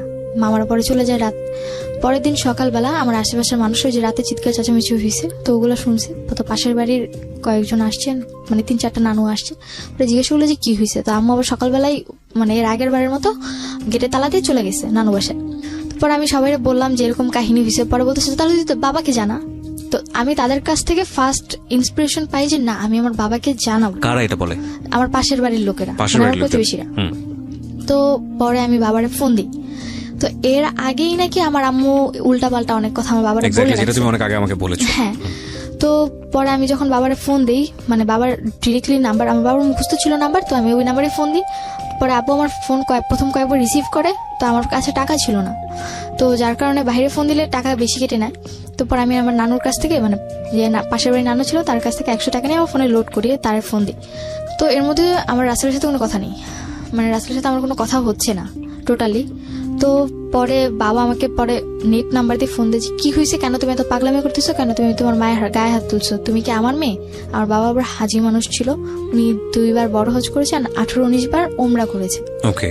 তো তার কাছে ছিল এরকম যে আমি পর্দাশীল ভাবে চলবো, আমি কেন মায়ের গায়ে হাত তুলছি, কেন উশৃঙ্খল হয়ে গেছি, কেন ছেলেদের সাথে বাইরে ঘুরতে যাই, অথচ এগুলো কিছুই না। মানে ফোন দিয়ে যে কথাগুলো বলছে, মানে ওগুলো পুরোপুরি অবাক করা ব্যাপার। বলছে তুমি রাত করে, তোমার কি এটা নিজের বাড়ি যে তুমি রাত করে তোমার নিজের আরেকজনের বাড়িতে তুমি লোক নিয়ে আসো? মানে আমি মনে হচ্ছে আকাশ থেকে পড়লাম, আমি বাসায় লোক নিয়ে আসছে মানে কি?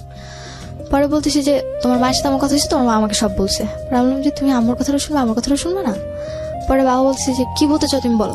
পরে আমি বললাম যে এরকম এরকম ঘটনা হয়েছে, আমি কাউকে আনিনি, এর আগে একবার লোক আনছে, এবার একবার লোক আনছে। তখন আমার মেজাজ খুব গরম ছিল। রাসেল আমার বয়ফ্রেন্ড বা আমার সাথে রিলেশন কিনা এত কিছু সেন্স আমার ছিল না। তুমি রাসেলের নামটা বলেছো? হ্যাঁ, আমি রাসেলের নামটা বলে দিয়েছি যে ও কিন্তু ওর সাথেও কথা বলে। এখানে 3টা মানুষের নাম অলরেডি উঠে আসছে। তারপর আম্মু বলতে, মানে আব্বু আমাকে বলতেছে যে এগুলা কিছুই না, সব ব্যাপারে আমি জানি, তোমাদের এই বয়সে মেয়েরা যে কত খারাপ হতে পারো ওই ব্যাপারে আমার জানা আছে। এই কথা বলে ফোন কেটে দিছে। পরে আমি ফোন দিচ্ছি আর ফোন রিসিভ করেনি, ফোন পিকও করেনি। পরে মানে আম্মু বাসায় আসতেছে, বাসা থেকে এসে খাওয়া দাওয়া করতেছে, মানে আমার ভাইদেরকে নিয়ে আবার চলে যাচ্ছে, কিন্তু আমাকে বাসায় ঢুকতে দিচ্ছে। কোথায় যাচ্ছে সে? নানু বাসায় চলে যাচ্ছে। বাসাটা বাইরে থেকে তালা দাও? তালা দিয়ে চলে যাচ্ছে। তুমি কোথায় তখন? আমি বাইরে। তোমাকে বাসার ভিতরে ঢুকতেই দিচ্ছে না। তোমার নানুর বাড়ি কত দূর ছিল বাসা থেকে? আমার বাসা থেকে 8-9 মিনিটের রাস্তা। ওকে। তো আমাকে বাসায় ঢুকতে দিচ্ছে না। এন্ড ঢাকার কোন এলাকার ঘটনা এটা? এটা বাড্ডা এলাকা। বাড্ডা, ওকে। পরে এর মধ্যে তো তার আগের দিন রাতে আমার মামারা নানুরা এসে আমাকে অনেক কথা বলে গেছে, বলে গেছে আমি যেন টোটালি তাদের বাড়িতে না যাই। আমার মামা নানুদের কথা এরকম ছিল, যদি আমি ওই বাড়িতে যাই যে আমার মামা তো বোনরা আছে, আমারটা শিখে নাকি তারা খারাপ হয়ে যাবে। অ্যান্ড জিনিসগুলো মানে নিজের মধ্যে খুবই খারাপ ভাবে একটা মানে প্রেশার পড়ে যে কি মানে এতটা ডিসপারেট হয়ে গেছিলাম যে আমি সিরিয়াসলি জানতাম না যে কি করব। তখন মেবি বিকালবেলা রাসেল আমাকে ফোন দেয় যে কি হয়েছে, তুমি আবার বাসে কেন ঝামেলা করতেছো? আমি বলি কি আপনি তো বলছিলেন মানে এইভাবে ঝাড়িতে, আপনি তো বলছিলেন ওয়াদা করছিলেন আমার মা কোনোদিন খারাপ কিছু করবে না, এখন কেন এগুলো করতেছে? পরে সেও অবাক যে কি করছে। তখন আমি জানতে পারলাম যে না, আমার মায়ের প্রতি তার একটা উইকনেস আছে। সে বারবার জিজ্ঞেস করতেছিল কি হয়েছে, কেন হয়েছে, কিভাবে হয়েছে, কখন হয়েছে। মানে কিউরিওসিটিটা এমন বেশি ছিল যে আলটিমেটলি তো তার প্রতি কমিটেড ছিল। আমি যে বলতেছি আমারটা এতটা মানে ইম্পর্টেন্ট না, বা আমি যে একটা সিচুয়েশন আছে ওইটা ইম্পর্টেন্ট, শুধু মায়ের বিষয়গুলো জানতে চাচ্ছে। তো পরে আমি তারে বললাম সবটা। পরে সে বললো যে ঠিক আছে আমি আজকে আসতেছি, সে দেখতেছি কি হয়। তখন সে ওখান থেকে সিলেট থেকে রওনা দিয়ে দেয়। তো পরে মেবি তার সাথে আমার কথা হয়, আম্মু আবার তার কথা শুনতো, মানে সে যা বলতো তাই শুনতো। তো পরে রাতের যখন 10টা বাজে, বাই দ্য ওয়ে একটা কোশ্চেন আমি বোধহয় ছেড়ে যাচ্ছি, যেই ছেলেটার সাথে এই সম্পর্কটা বা আগের যে ছেলেটাকে নিয়ে তুমি এটা বললা, তাদের ফ্যামিলিতে তুমি চাইলে জানাতে পারতা? তাদের ফ্যামিলিতে জানাতে পারতাম চাইলে, কিন্তু আমি কি করে জানাবো? আমি তো তাদের ফ্যামিলির সাথে অতটা ইন্ট্রোডিউস না। আর আমার কথা আমার ফ্যামিলির কেউই বিশ্বাস করতেছে না, তাদের ফ্যামিলি কি করে বিলিভ করবে? এক্স্যাক্টলি। তুমি তো যখন তোমার মা সম্পর্কে কমপ্লেন গুলো করছো, নিশ্চয়ই কে এসেছিল রুমের মধ্যে সেটা তুমি জানতা। তো তাদের কথা নিশ্চয়ই তুমি তোমার ফ্যামিলিকে বলতেছিলা, তোমার নানুকে বলতেছিলা, সবাইকে বলতেছিলাম। তখন তারা রেসপন্স? কেউই বিলিভ করতেছিল না। তাদের কথা ছিল এটাই, আম্মু বলতেছে আমি রাতে ঘুমোচ্ছি, ও কার সাথে ফোনে কথা বলছে, ওর মাথা বেরিয়ে গেছে, সে আমার সাথে খারাপ পসিবল। মানে যখন তুমি কোনো একটা সিচুয়েশন বলতেছো এবং সেই সিচুয়েশনের জন্য কে দায়ী সেটাও তুমি বলতেছো, তখন তো তাদের উচিত ছিল যে ওই ছেলেটাকে ডেকে নিয়ে আসা, বা ওই যার এগেইনস্টে কমপ্লেইন তাকে ডেকে নিয়ে আসা। আমি এটাও বলছিলাম যে তুমি বিশ্বাস না করে তাকে ডেকে নিয়ে আসো, যে একটু আগে আমার বাসায় ছিল। যখন এই কথাগুলো বলতেছি তখন বলতেছি যে দেখছেন মানে আম্মু আমার মামাকে ভাবে বলতেছিল যে দেখছেন কতটা খারাপ হয়ে গেছে, এখন আউটলুক আনে আমার দিয়ে মানে আমার ফাঁসাইতে যেতেছে, এরকম কথা বলতেছি। ও গড, মানে মানুষের মধ্যে একটু হলো সন্দেহ হওয়া উচিত, মানে এতটা ব্লাইন্ড সাপোর্ট কিভাবে আসে? মানে আই এম রিয়েলি কনফিউজ এই জায়গাটায়। ওকে, পরবর্তীতে আমি মামাদের মুখ থেকে এটা শুনতে পারলাম যে আমি নাকি রাতে লোক এনে থাকতাম এন্ড তাদেরকে বলতাম যে আমি যে তাদের সাথে থাকছি এটা না বলে বলবো, তাদেরকে বলে দেবো যে তারা যেন আমার মায়ের সাথে এসে থাকছে, এটা যেন তারা সবাই বলে। তাদের মনে আমার মা বাবার মানে আমার মায়ের প্রতি এই বিলিফটা ছিল, তারা এই বিলিফটা করাইছে আমার। পরে রাতের 10টার দিকে আমি বাসায় ঢুকে সারাদিন আমার না খাওয়া, আমার সারাদিনও কোনো খাওয়া নেই, রাতে তো অলরেডি ঝামেলা হয়ে গেছে। তো আমি বাসায় ঢুকছি এন্ড ফ্রিজ থেকে জাস্ট 1 বোতল পানি নিয়ে আমি আমার রুমে এসে ঘুম, কজ সারাদিন অনেক টায়ার্ড ছিলাম। তো ঘুমিয়ে পড়েছি। পরের দিন সকাল 6টার দিকে রাসেল এসে আমাদের গেটে নক করে, আমার গেট খুলে দেয়। দেখি অনেকক্ষণ রাসেল আমার সাথে কথা বলে। তখন মানে আমি সহ্য করতে পারতেছিলাম যে রাসেল আমার সাথে কথা বলবে, হয়তো আমি ওর প্রতি অনেকটা উইক হয়ে গেছিলাম। তো আমি সহ্য করতে পারতেছিলাম না, আমি আমার রুমের দরজা নক করে বসে আছি। রাসেল অনেকক্ষণ এসে পরবর্তীতে আমার রুমে নক করে, পরে আমি গেট খুলে দিই। পরে আমাকে নিয়ে গিয়ে বলতেছি যে শোনো, মায়েরা ভুল করতেই পারে, তবুও তো তোমার মা, কিছু মনে করো না। তো আমার আম্মুর সামনে উনি এই কথা বলে। পরবর্তীতে আমার রুমে এসে আমাকে যেটা বলে যে তুমি যেটা করছো ঠিক করছো। আমি ফার্স্ট টাইম তার দিক থেকে একটা ইন্সপিরেশন পাই যে না, সে আমাকে বলছে আমি যেটা করেছি ঠিক করেছি। আমার মায়ের গায়ে হাত তুলেছি, প্রতিবাদ করেছি, তাকে জানিয়েছি মামাদেরকে। হ্যাঁ, তারা বিশ্বাস করছে না তাদের ম্যাটার, কিন্তু বলেছি তো। পরবর্তীতে তো যদি কোনো প্রবলেম হয় আমাকে ব্লেম দিতে পারবে না। তখন আমি রাসেলের কাছ থেকে জিনিসটা পাই। তো পরে রাসেল আমাকে আর কিছু বলে না। তো এরপরে রাসেলের সাথে রাতে আমার কন্টিনিউ কথা হতে থাকে, 2 ঘন্টা 3 ঘন্টা 4 ঘন্টা। তো আম্মুর রুমে কথা বলতো আর আমি আমার রুমে থাকতাম। অ্যান্ড আম্মুর সাথে আমার টোটালি যে মা মেয়ের একটা ক্লোজ রিলেশন থাকে, ওই রিলেশনটা আর নাই। জাস্ট নর্মালি মানে মনে হচ্ছে যে আমি যেন তার বাসায় ভাড়া থাকছি আর সে আমাকে জাস্ট নর্মালি টেক কেয়ার করছে, এইটুকুই। তো পরবর্তীতে দেখি যে মানে প্রথম কয়েকবার জিনিসগুলো দেখতে পরে গায়েস হয়ে গেছে, যে রাতে তার সাথে এসে থাকছে, সে তার মতো থাকুক, আমি আমার মতো ভালো থাকলেই হয়েছে। আমি আমার পড়াশোনাটা কন্টিনিউ করছি, প্রতিদিন রাতেই দেখছি একজন আসছে। কোন ক্লাসে থাকতে যেন দেশের বাইরে গিয়েছিল? ক্লাস 8 লাস্ট থেকে। এই যে 8 এর পর থেকে এতগুলো ঘটনা তুমি দেখছো, এর আগে তো দেখতা না এরকম বাসায় আসে? কিছুই দেখতাম না। এর মাঝখানে তোমার বাবা আসেনি? না, এর মাঝখানে কতদিন পর আসতো তোমার বাবা? বাবা যাবার পর 3 বছর পর এসেছিল, পরে গেছে। কি করতো উনি? বিদেশে কি করতো? উনি বাইরে একটা কোম্পানি জব করতো। উনি কি ছুটি পেতো না নাকি উনি আসতো না? ছুটি না বলতে ছুটি দেওয়া হতো না, ওদের কন্ট্রাক্ট ছিল 5 বছর আগে ছুটি দিবে না, তবে 3 বছর পর যদি চায় তাহলে 2 মাসের ছুটি দিবে। ওকে, ঠিক আছে, বলো তারপর। তারপর তুমি যে রাসেলের সঙ্গে যে ঘন্টার পর ঘন্টা কথা বলছো, এটা তোমার মা জানতো ওই সময়? মা জানতো বলতে জানতো কথা বলে, কিন্তু কার সাথে কথা বলে এটা জানতো না। ওকে। তো পরে আমার সাথে যদি রাসেলের 3টা অব্দি কথা হতো, 3টার পর থেকে আবার রাসেল আম্মুর সাথে কথা বলতো। এটা তুমি পরে জেনেছো? পরে জেনেছি, যখন রাসেলকে কোশ্চেন করলাম, পরে রাসেল বলে যে তোমার ব্যাপারে কথা বলতেছি। ওর কথাটা ছিল এরকম। ফাইন, তুমি যে জায়গাটায় ছিলে সেটা হচ্ছে যে তোমার আম্মুর এরপরে এইসব বিষয়গুলো তোমার কাছে তেমন একটা পাত্তা পেতো না, তুমি তোমার মতো থাকতো, তোমার মা তোমার তার মতো লাইফ লিড করতো, এবং তুমি সেখানে কি কনফার্ম ছিলে যে এরপরেও এই ধরনের ঘটনা ঘটছিল? হ্যাঁ, এরপরেও হতো। আমি পরে টেক কেয়ার করতাম। তোমাদের রুমটা কি খুব পাশাপাশি ছিল? পাশাপাশি বলতে আম্মুর রুম, তারপর একটা মাঝখানের রুম, তারপর আমার। তো তোমার রুমে একটা গ্যাপ ছিল। ওকে। পরে দেখি যে রাসেল আমাকে ইন্সপিরেশন দিতে থাকে যে তুমি তোমার মায়ের ব্যাপারে প্রতি রাতে এসে থাকে, কেন কিছু বলছো না, তুমি এতদিন কেন আমার এতগুলো কথা বলো নাই, প্রতি রাতেই লোক এসে থাকে, তুমি আবার কোনো লোক ছিল? এই লোকটা কোনো বিশেষ লোক ছিল নাকি র্যান্ডমলি চেঞ্জ হতো? এটা চেঞ্জ আপ বলতে তুমি কয়জন লোকের সঙ্গে জানো? আমি প্রথম দেখেছি 2 জন, পরবর্তীতে আরো 2 জন দেখেছি। ওকে, ঠিক আছে, বলো। তো তারপর তোমাকে কি বলো? কন্টিনিউ 4 জন আসা যাওয়া করতো। পরবর্তীতে যখন আমি রাসেলের সাথে জিনিসটা প্রথমে শেয়ার করতে চাইনি, পরে ওর অনেক জোর জবরদস্তির কারণে পরে ওর সাথে যখন শেয়ার করলাম, পরে দেখলাম যে আমি যে ওর কাছে ব্যাপারগুলো শেয়ার করলাম সেই কথাগুলো ওকে আমাকে বলে দিছে। এন্ড তখন তো আমার উপর আরো বেশি টর্চার। তোমার মা এসে কি বললো বিষয়টা নিয়ে? আমার মা এসে, আমি ঘুমিয়েছিলাম, এসে আমার হাত ধরে টেনে তুলছে। পরে আমি বললাম যে কি শুরু করছো তুমি এগুলো, আমাকে এরকম বলতেছে। আমি কি শুরু করলাম, বলে কি যে তাহলে তো একটা কাজ করতে পারো, মাইক নিয়ে মসজিদে গিয়ে মাইক নিয়ে ফুল এলাকাকে জানো আমি কি করি না করি, আর তোমার কথা কেউ বিশ্বাস করবে না, কজ ছোটবেলা থেকে আমি এলাকা মানুষ হয়েছি, তো আমার কথাই সবাই বিশ্বাস করবে। আমার কথাটা ছিল এরকম। যে আমি কি বলছি, মানে তখন আমি পুরো আমি কি বলছি আমি কিচ্ছু বুঝতে পারতেছি না। পরে বললো যে তুমি কি মনে করো আমি কি কিছুই জানি না, আমি তো সবই জানি, তুমি রাসেলকে এইসব কথা বলছো, কেন বলছো এগুলা, কি চাও তুমি এগুলা। তো পরে আমি বললাম যে আমি কি বলছি তুমি রাসেলকে ডাক দাও, তারপর জিজ্ঞেস করি। পরে রাসেল আসলো, পরে রাসেল আসার পর আমি জিজ্ঞেস করলাম আমি আপনাকে কি বলছি আর আপনি আমার আম্মুকে কি বলছেন। পরে বললো যে দেখো আমি তো ওরকম ইন্ডিকেট করে কিছু বলিনি তোমার আম্মুকে, জাস্ট এটুকুই বলছি যে কেন উনি এগুলা করে, এগুলা তোমার উপর খারাপ এফেক্ট পড়ে। মানে সে বুঝাচ্ছে যে সে আমার উপর অনেক টেক কেয়ারিং, সে আমার অনেক টেক কেয়ার করে, এই কারণে আম্মুকে বুঝাতে চাইছে, কিন্তু এই জিনিসটা তো আমার উপর ভালোভাবে ইফেক্ট পড়তেছে না। এন্ড তার প্রতি আমার একটা বিশ্বাস হয়ে গেছে যে না উনি হয়তো আমার টেক কেয়ার করতেছে। দ্যাট মিন্স তুমি কি তাকে তখন লাভ করো? হ্যাঁ, তখন তাকে লাভ করি। তোমাদের দ্বিপাক্ষিক বিষয়টা এরকম মানে মিউচুয়ালি ছিল যে না দুজনকে লাভ করো? হ্যাঁ, দুজনকে লাভ করি, এটা আমাদের মিউচুয়াল ছিল, কিন্তু আমি কখনো সহ্য করতে পারতাম না যে সে আমার আম্মুর সাথে কথা বলে। Biggest mistake, another biggest mistake এর সাইডটা থেকে, কারণ ও কিন্তু জানতো যে রাসেলের সঙ্গে ওর মায়ের এরকম একটা সম্পর্ক আছে, এবং ওর মায়ের জায়গাটা থেকে এটা বিশ্বাস করা খুবই কঠিন যে রাসেলের সঙ্গে তার সম্পর্কটা ভাই ভাইয়ের মতো, কিন্তু তারপরে ও জড়িয়ে গেছে বিকজ অফ ওর এজটা খুব সেন্সিটিভ একটা এজ, ও মাত্র ক্লাস 9-এ পড়ে, এবং ওই সময়টাতে যে ওকে সাপোর্ট দিবে, যে ওর পাশে একটু হলেও দাঁড়াবে, যে ওর সাথে একটু ভালো কথা বলবে, তার প্রতি ও দুর্বল হবে। এই বয়সটা এরকম, এবং সেটাই হয়েছে, এবং ইটস আ বিগেস্ট মিস্টেক। কিন্তু কিছু করার নেই, কারণ ও ধরা, ওর বয়সের কাছে ধরা, এগুলো একটু খেয়াল রাখতে হবে। হ্যাঁ, এটা একটা অ্যানাদার পয়েন্ট। ওকে, বলেন। তারপর রাসেলের সাথে আমার ঘোরাফেরা এরকম চলতেছে। তো একদিন আম্মু জানতে পারে যে আমি রাসেলের সাথে বাইরে ঘুরতে গেছি, আর বাসায় আসার পর আম্মু যখন জিজ্ঞেস করলো কোথায় গেছিলাম, পরে আমি বললাম যে বাইরে গেছিলাম। আমি মিথ্যে বলি আম্মুকে, পরে আম্মু বলে যে আমি তো জানি তুমি রাসেলের সাথে বাইরে গেছো। আমি অবাক হয়ে যাই, কি করে জানলাম।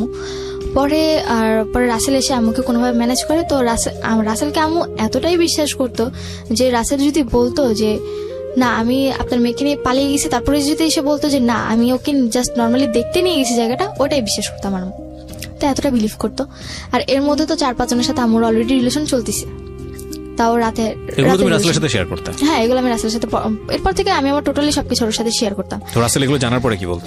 জানার পর ওর সাথে যদি আমার সাথে কথা হইতো, মানে আমার পরবর্তীতে আমাদের রিলেশনে যখন 6-7 মাস কেটে গেছে, তখন এরকম চলতে থাকে। পরবর্তীতে আমার জিনিসগুলো খুব মানে করার না খারাপ ভাবে যে তোমার সাথে আমার রিলেশন, আমার একটা গার্লফ্রেন্ড বয়ফ্রেন্ড নর্মালি যতটুকু কথা বলা দরকার তাদের নিজেদের ব্যাপারে, সেই জায়গায় কিনা আমরা 4-5 ঘন্টা শুধুমাত্র আমার মায়ের ব্যাপার নিয়েই কথা বলি। তখন তুমি জিনিসগুলো অ্যাভয়েড করার চেষ্টা করতে, আমি এগুলো অ্যাভয়েড করি, কিন্তু দেখতাম যে আমি যত অ্যাভয়েড করতেছি ও ততই বেশি আমার প্রতি আরো মানে রাগ দেখাচ্ছে, শুনতে চাচ্ছে, আমার সাথে কথা বলতো না, যে কেন তুমি তোমার মায়ের ব্যাপার আমাকে বলছো। মানে বিষয়টা তোমাদের সম্পর্কটা এমন ছিল যে কাল রাতে বাসায় কি হয়েছে সেটা তোমার বয়ফ্রেন্ডের সাথে শেয়ার করা, এটাই মূল এজেন্ডা। হ্যাঁ, এটাই মূল এজেন্ডা। আমি এখানে একটা বিষয় একটু ইন্টারাপ্ট করি প্রিয় শ্রোতা।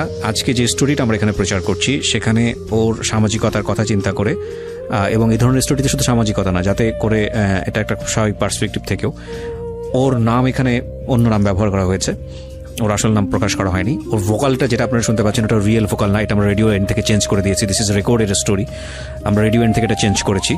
এবং শুধু তাই না, ও যত নাম এখানে ব্যবহার করছে, যত পরিচয় এখানে এসছে, প্রত্যেকটা জিনিস হচ্ছে ফেক।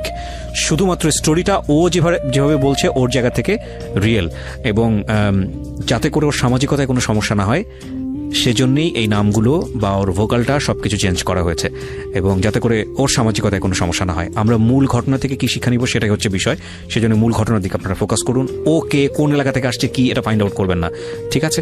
ওকে, বলো তারপর। তো এর মধ্যে আবার জানতে পারি যে আম্মু আমার ব্যাপারে যে 4-5 জনের সাথে তার রিলেশন ছিল, সে তাদেরকে কন্টিনিউ আমার ব্যাপারে খারাপ কথা বলে যেত। শুধু তাই না, আমার নানু বাড়িতে গেলে আমার টপিক থাকতো খারাপ ব্যাপার। আমার বাবার সাথে তো প্রতি রাতে, মানে যদি আল্লাহ 30 দিন যদি আমার বাবার সাথে তার কথা হতো, প্রতি রাতে আমার বাজে টপিক নিয়ে আব্বুর সাথে কথা হতো। এন্ড আস্তে আস্তে আব্বুর মনটা বিষিয়ে তুলেছে যেটাকে বলে। হ্যাঁ, তো তুলতে তুলতে এমন একটা পর্যায়ে চলে গেছে যে আমার সাথে বাবা টোটালি কথা বলতে চায় না। এন্ড আমি পুরোপুরি খারাপ হয়ে গেছি, মানে খারাপ কি তার চেয়েও খারাপ হয়ে গেছে আমার বাবার কাছে। এটা আমি তো তার কথা, আমি একটা হাজি মানুষ হয়ে কেন এরকম একটা খারাপ মেয়ে পেটে ধরছি, কেন জন্ম দিছি, তো এটা হচ্ছে মূল কথা। আমার মায়ের বাবা মাকে এটা বলতো, অ্যান্ড মাঝে মধ্যে এটাও বলতো যে যে বান মেরে যে মানুষ মেরে ফেলে, আমার বাবা বলতো যে তোকে ওকে মেরে ফেল, তারপরে বাঁচা রেখে কি লাভ। তো তারপরে রাসেলের সাথে যখন আমাদের রিলেশনটা 8 মাসের কাছাকাছি চলে আসলো, এরপরে দেখলাম যে না, আমার সাথে যতটা ওর ওঠা বসা কথাবার্তা তার চেয়ে বেশি আমার সাথে ঘনিষ্ঠতা। আমার বাসায় আসলে আমি আবার তখন কোচিং করতাম, তো আমি যেটুকু টাইম কোচিং এ থাকতাম ওইটুকু টাইম আমার বাসায় থাকতো। আমি আসার আগে চলে যেত, এটা আমি আমার ভাইয়ের কাছ থেকে শুনি। পরবর্তীতে আবার দেখলাম যে আমি যদি স্কুলে যাই, আমার স্কুল থাকতো 7টা থেকে 7:30 থেকে পিটি শুরু হয়ে যেত, তা আমাকে 7টার মধ্যে উপস্থিত থাকতে হতো। 4:30 থেকে বাসা থেকে বেরিয়ে যেতাম, তখনও আমার বাসায় আসতো।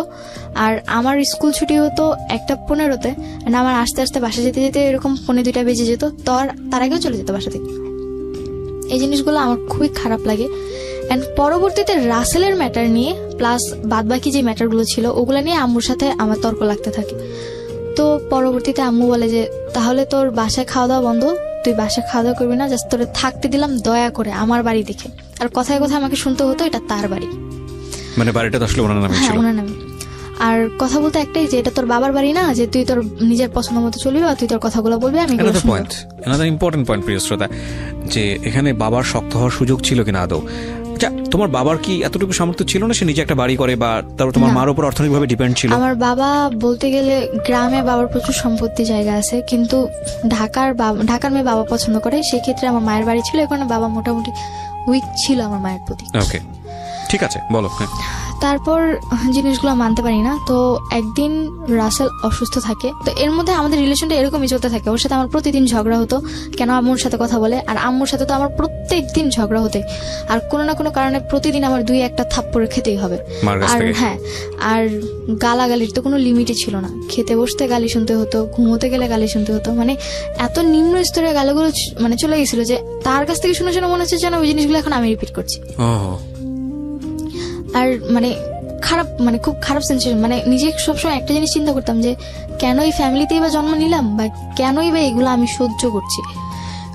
তো তারপরে যখন আমি অতিরিক্ত উইক হয়ে পড়ি রাসেলের উপর, তো আমি টোটালি ওরে না করে যে তুমি আমার মায়ের সাথে টোটালি কোনো কন্ট্যাক্ট করতে পারবে না। এবার তোমার বোন হোক, মা হোক, বাপ হোক, চাচা হোক, যাই হোক না কেন, বা তোমার আত্মীয় রক্তের কেউ হোক, তুমি কারোর সাথে, আমি ছাড়া দুনিয়া সবার সাথে যোগাযোগ করো একমাত্র আমার মা ছাড়া। আর আমার মায়ের প্রতি আমার এমন একটা ঘৃণা নিজের মধ্যে জন্মে গেল যে আমি দুনিয়ার একটা নিকৃষ্ট মানুষকে সহ্য করতে পারবো, কিন্তু তাকে করতে পারবো না। ওকে। তো মায়ের তো অলরেডি এরকম রিলেশন চলছে। তো এরপরে বাসায় আসাটা 2-3 জনের বাসায় আসা বন্ধ হয়, কিন্তু আম্মু পরবর্তী থেকে তাদের বাসায় যাওয়া শুরু করে, বা বাইরে আউটসাইডে দেখা করা, মিট করা শুরু করে। এটা তুমি জানলা কিভাবে? এটা জানতে পেরেছি রাসেল একবার আম্মুকে ফলো করেছিল, তারপর জানতে পেরেছি রাসেল তোমাকে ইনফরমেশনটা দেয়। হ্যাঁ, রাসেল ইনফরমেশন দেয়। আর আম্মু যে কথা বলতো, পরবর্তীতে আরেকটা এখানে মাঝখানে একটা ঘটনা ঘটেছে, সেটা হচ্ছে যে একবার আম্মুর সাথে এরকম ঝগড়া হওয়ার কারণে তো আমি নাকি, বাবা আম্মুকে বলে যে যেহেতু তোর মেয়ে এতই খারাপ হয়ে গেছে, তাহলে তুই ওকে কেন আলাদা রুমে থাকতে দিচ্ছিস? তার ও বাইরে থেকে লোক এনে রাতের পর রাত বাসায় থাকছে, তুই কেন এটা মেনে নিচ্ছিস? তাহলে ওকে রুম ছেড়ে দিতে বল, তুই তোর রুমে মাটিতে ফ্লোরে ওরে থাকতে দিবি, যদি থাকতে হয় থাকবে, আর না তো বাসা ছেড়ে চলে যাবে, কজ এটা তোর বাড়ি। তো আম্মু আব্বুর কথা শুনে আমাকে আমার রুম থেকে চলে আসতে বলে। তো আমি পরবর্তীতে আমার রুমটা ছেড়ে দিয়ে আমি আম্মুর রুমে ফ্লোরে বেড করে ঘুমোতাম। তো তখন তো রাতে আমার আবার ক্লাস 6 থেকে রাত জাগার একটু স্বভাব ছিল, রাতে এফএম শুনতাম। তো আম্মু রাতে কি বলতো, কানে এফএম থাকলেও যদি আমি এফএম অফ করে দিই পাশে গিয়ে বলতে, তো আম্মু আবার মাঝে মধ্যে করতো কি মানে অনেক নেগেটিভ আর ন্যারো মাইন্ডের কথা বলতো। তো আমি ওগুলো শুনছি কিনা হয়তো অপোজিট সাইড থেকে তাকে জিজ্ঞেস করতে যে তোমার মেয়েগুলো শুনছি কিনা দেখো তুমি। তো তখন আবার আমাকে ডাক দিত যে সুভা তুমি কি আমার কথা শুনছো? তো যখন এরকম ডাক দিত তখন আমি না শোনার ভান করে বসে থাকতাম, তার মানে আমার কানে হেডফোন আছে, আমি তার কথা শুনছি। নেগেটিভ ন্যারো বলতে হাজব্যান্ড ওয়াইফের যেমন কথা ওকে ওকে উই গট আন্ডারস্টুড। হ্যাঁ, তো এই জিনিসগুলো আমি টোটালি মানে যখন কথাগুলো শুনতাম মানে খুবই খারাপ লাগতো, টলারেট একদমই করতে পারতাম না। চিন্তা করতাম যে কেন আমাকে ওই রুম থেকে রুমে নিয়ে আসছে। তো এরকম তখন আমার 9-এর লাস্ট এক্সাম বলতে মানে এক্সামের লাস্ট এক্সাম ছিল, তারপরে 2 দিন পর রেজাল্ট দিয়ে দিবে। ডিসেম্বর মাস ছিল তখন, আমি টোটালি সহ্য করতে পারি না। দেন আম্মু লাস্টের দিকে আম্মুর সাথে আমার আবার ঝগড়া হয় কোনো একটা ম্যাটার নিয়ে। বলতে গেলে যে আমি কোচিং গেছি, রাত করে বাড়ি ফিরছি। ওই দিন আমার কোচিং এ অনুষ্ঠানও ছিল, তো ওই জায়গায় আমার লেট হয়ে গেছে। প্লাস ওখান থেকে আসার সময় রাসেলের সাথে দেখা করে আসতে গিয়ে আমার একটু লেট হয়ে গেছে, মানে 9:30টার কাছাকাছি চলে গেছে। তো আমাদের এলাকাটা এরকম যে 9:30টার পর বা 10টা থেকে কোনো মেয়ে বাড়িতে ফিরলো তাকে নিয়ে অনেক বাজে মন্তব্য করা হয়। তো আম্মু ওই দিন আমার সাথে চিল্লাচিল্লি করতে থাকে। পরে আমি আম্মুরে মানে আমার সাথে তো আম্মুর কোনো ভালো রিলেশনই নেই, আর আম্মু যদি আমাকে কোনো কথা বলে আমি প্রত্যেকটা কথার বাজে অ্যান্সার দিই। ওকে, কজ তার কাছ থেকে শুনতে শুনতে এখন আমার অভ্যাস হয়ে গেছে। তো পরে আম্মু আমাকে জিজ্ঞেস করে এত রাত করে কেন তুমি বাসায় আসছো? পরে আমি বললাম যে আমি যদি রাত করে বাসায় ফিরি বা আমি যদি কোথাও থেকে ঘুরেও এসে বাসায় ফিরি, তুমি তো আমার বাবাকে এটাই বলবে যে না আমি আরেকটা লোকের সাথে থেকে আসছি, তাই না? তুমি যেটা মনে করো সেটাই। আমার অ্যান্সারটা ছিল এরকম। আর আমি রাত করে বাড়ি ফিরলে আম্মু প্রত্যেকটা দিন বাবাকে একটা কথা বলতো যে তোমার মেয়ের এমন একটা চাহিদা হয়েছে, মানে এত খারাপ কথা বলতো যে ওরা এখন ঘরে রাখা দেয়, এমন কিছু কিছু কথা বলতো যে বা হাজব্যান্ড ওয়াইফ কথা বলতে পারে, কিন্তু যখন একটা মেয়ের টপিক নিয়ে কথা বলে মায়ের কিন্তু উচিত যে না মেয়ের টপিকটি একটু মানে নিজের মধ্যে রাখা, কিন্তু সে কোনোটা রাখতো না, আরো বেশি করে বলতো। তো পরে আমার আবার এরকম ছিল যে না তাকে যদি মানে আমি যদি রাত করেও বাড়ি ফিরতাম, তার জন্য যদি আমি অনেক খাবার নিয়ে আসতাম, সে আমাকে কিছুই বলতো না। ওকে, সো তুমি কনভিন্স করার জন্য মাঝে মাঝে খাবার নিয়ে আসতে? হ্যাঁ, আমি বাইরে গেছি, হয়তো বা আসতে লেট হয়ে গেছে, তার জন্য যদি খাবার নিয়ে আসতাম সে আমাকে কখনোই। এই সময়টা তুমি কি করতে? এই সময়টা আমার হয়তো বা হাতে ঝিলে থাকা হতো, বা তখন আবার হ্যাঁ রাসেল আবার তখন একটা বিজনেসে যুক্ত ছিল, যার কারণে ওর বিজনেসের কারণে উত্তরা বা বিভিন্ন জায়গায় যেতে হতো, মানে ওই ওর মানে বিজনেসের ইয়াটা প্রচারটা করার জন্য। রাসেল কি ওই সময়টাতে তোমার মায়ের সঙ্গে কি কথাবার্তা বলতো? নর্মালি বাসায় আসতো খুব কম, আমি আর প্রেশার পড়ার পর একটু কম আসতো। তো এটা কি তোমার মা বুঝতে পারতো না? বুঝতে পারতো না বলতে ও হয়তো কোনোভাবে কনভার্স করতো, আমি কখনো ওকে এই ব্যাপারে জিজ্ঞেস করি না। আর যদি জিজ্ঞেস করতাম ও বলতো যে তোমার এত কিছু জানে কি লাভ, আমি তো ম্যানেজ করতেছি। Okay fine, he is playing double game actually. ও যখন তোমার সাথে বাইরে মিট করতো বা তুমি কার সাথে মিট করতো সেটা তোমার মা জানতো? মিট করতেছি বলতে আমার ওর সাথে বেশিরভাগই মিট হতো হয় কোচিং ফাঁকি দিয়ে, আর তা না হলে স্কুল ফাঁকি দিয়ে। আচ্ছা, তো এটা কি তোমার মা জানতো যে তুমি কার সাথে টাইম পাস করতেছো, কোন ছেলের সঙ্গে? এটা জানতো না। আচ্ছা, তো তুমি বলছিলে রাত করে বাড়ি ফেরা, কটার দিকে ফিরতে সর্বোচ্চ রাত হলে? আমার সর্বোচ্চ 9:30টার অবধি কখনো যাইনি। 9:30? তোমার তখন বয়স ক্লাস 9-এ পড়ো তুমি? তখন আমি 15। মানে তুমি কোন ক্লাসে পড়ো? তখন 10-এর ফার্স্টে।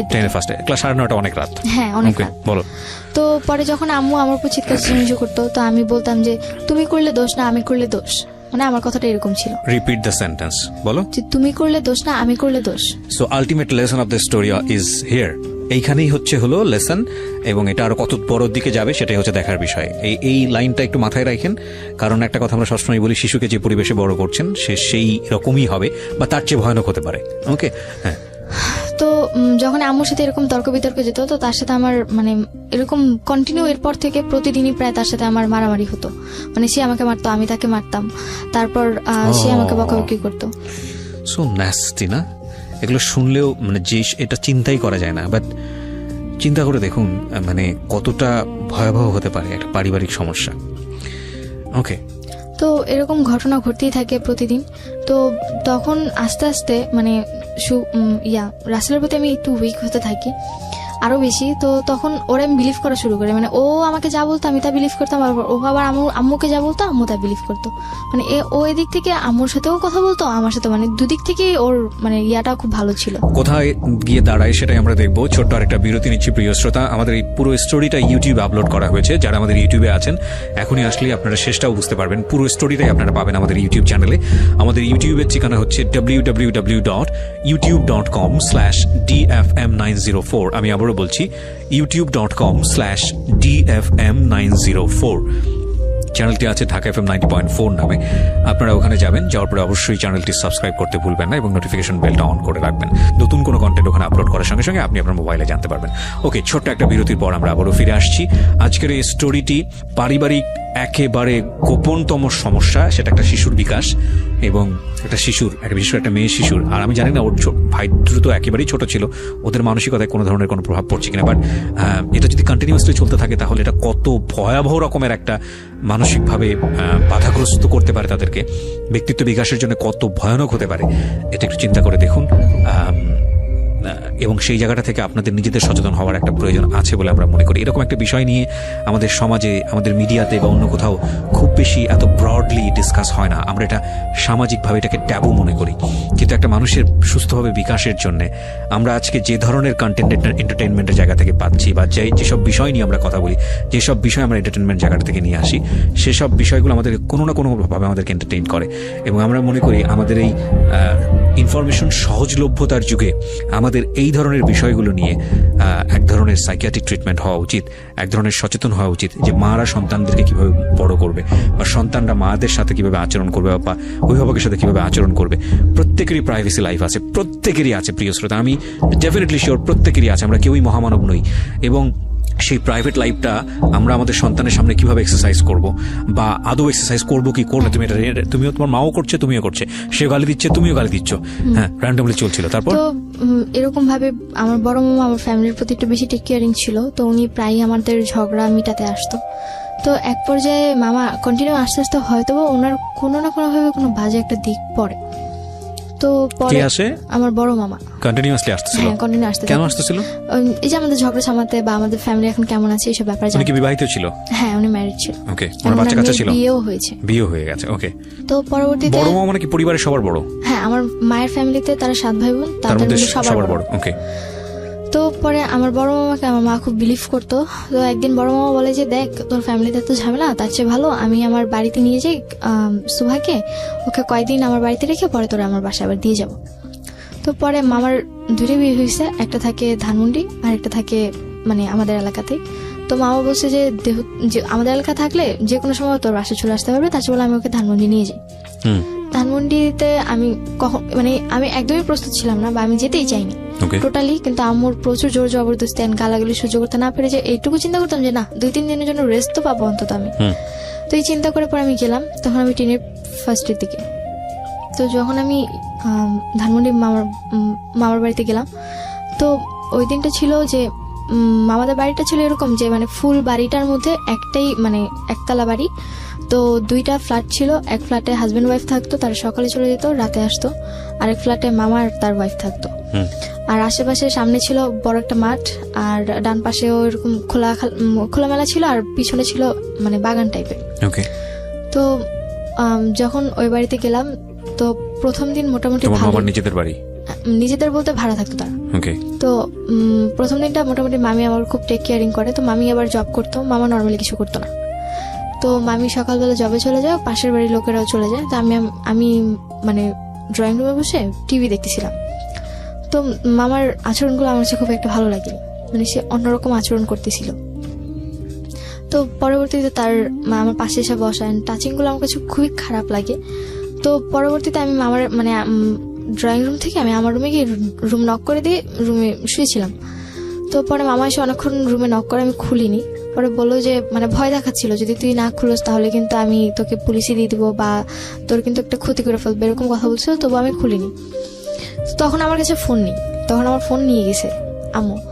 তো পরে আম্মুর সাথে কথা হচ্ছিল, পরে মামা ভেবে আম্মুরে ফোন দিছে যে তোর মেয়ে এত বেয়াদব যে কোনো কথাও শুনে না, আমাদের এখানে এসে খারাপ আচরণ করতেছে। আমি রুমে বসে কথাগুলো শুনতেছি, আম্মু কি বলছে সেটা তো আমি জানি না। তো মামা এরকম কথা বলতেছিল, হয়তো বা আম্মু বলছিল যে ওরে মাইর দেন বা দেখবেন ঠিক হয়ে গেছে, ওরা মাইর দিয়ে সোজা করতে হয়, আমারটা মারলে তো আমারে উল্টা দেয়, আপনারা মারলে তো আপনাদেরকে আর কিছু করবে না, এরকম কথা বলতেছিল।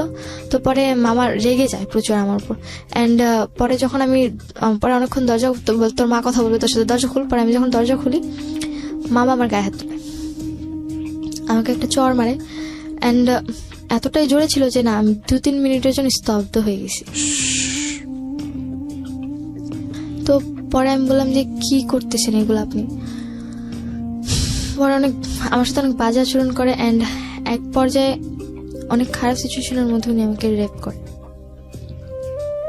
আমার লাইফে ফার্স্ট টাইম ছিল তখন। আমি প্রচুর চিৎকার করি কিন্তু কোনো লাভ হয়নি। হয়তো বা আমার চিৎকারটা কারো কান অব্দি যায়নি, বা হয়তো বা আমার ভাগ্যেই ছিল এরকম। ভাগ্যের দোষ দিয়ে লাইফটাকে ছেড়ে দিই যে কি করলাম এটা আমি। তো ওই দিন এই সিচুয়েশন যাবার, উনি তোমাকে কি বলে এই ঘটনার পরে? এই ঘটনার পর আমাকে একটাই কথা বলে যে তোর মায়ের, মানে পরবর্তীতে ওনার মুখ থেকে আমি যেটা জানতে পারলাম যে হয়তো ওনাদের ফুল ফ্যামিলিটাই এরকম। বড় মামার সাথে আচরণ করার পর বলে যে আমার যে ছোট মামা ছিল উনিও নাকি এরকম কয়েক জায়গায় এরকম কিছু করছে। সো আমি যদি এগুলো কাউকে বলতেও যাই কেউ কখনো বিলিভ করবে না, আর এতে নিজের বদনাম হবে, নিজের মান সম্মান যাবে, প্লাস সমাজে কলঙ্কিত হব আমি। এই কথাগুলো বললে সমাজে হয়তোবা ন্যায় বিচার তো কখনো আমি পাবো না। তাদের কথা ছিল এরকম যে ন্যায় বিচার তো তুমি কখনোই পাবো না, আর আমাদের ব্যাপারে কিছু বলতে গেলে কেউ কখনো বিশ্বাসও করবে না, আর তাছাড়া তুমি এখনো 18 বছরের হওনি। তখন আমার সবচেয়ে বড় তখন এটাই মনে করতাম যে কেন আমি 18 বছরের আগে আমার জীবনে এগুলো আসতেছে, সহ্য করতে পারিনি। তারপর বাসায় আসলাম। You are so desperate first of all. তুমি আজকে লাখ লাখ মানুষের সামনে কথাগুলো বলার সাহস করছো, এই জায়গা থেকে আমি তোমাকে অনেক ডেসপারেট মনে করতেছি। তুমি এই ঘটনা ঘটার পরে পুলিশে যাওনি কেন? আমি গিয়েছো তুমি? পরে গেছি, অনেক আমরা আগাই প্রিয় শ্রোতা। তো পরে আমি বাসায় আসার পর 2-3 দিন কোনো কথা নেই, অ্যান্ড যে জিনিসটা আমার কাছে অনেক কষ্টকর ছিল, ফার্স্ট টাইম আমার লাইফে এরকম কিছু অনেক পেইনফুল ছিল। পরবর্তীতে রাসেলের সাথে আমি ব্যাপারটা শেয়ার করি। ওটা কি ইন দ্য মিন টাইম ঘটনা ঘটার পর শেয়ার করেছো? পর বলতে 4-5 দিন পর। ওকে। তো যখন আমার বাসায় এসে পরে আমি ওর কথাগুলো বললাম, অ্যান্ড দেখলাম যে ও আমার কথাগুলা মনোযোগ দিয়ে না শুনে আমার কথাগুলো নেগেটিভলি নিচ্ছে। কেন করছে, কিভাবে করছে? আমি এক্স্যাক্টলি ও বেসিক্যালি ওই ঘটনাগুলো মোমেন্টটা জানার চেষ্টা করতেছে এবং ওই মোমেন্টটা থেকে এক ধরনের মজা নেবার চেষ্টা করতেছে। এক্স্যাক্টলি। ওকে, তারপর? যেটা আমি কোনোভাবে ওরা বলতে পারতেছিলাম না, আমার নিজের কিছু গিল্টি ফিল হচ্ছিল যে আমি এগুলা কিভাবে বলবো একটা মানুষকে।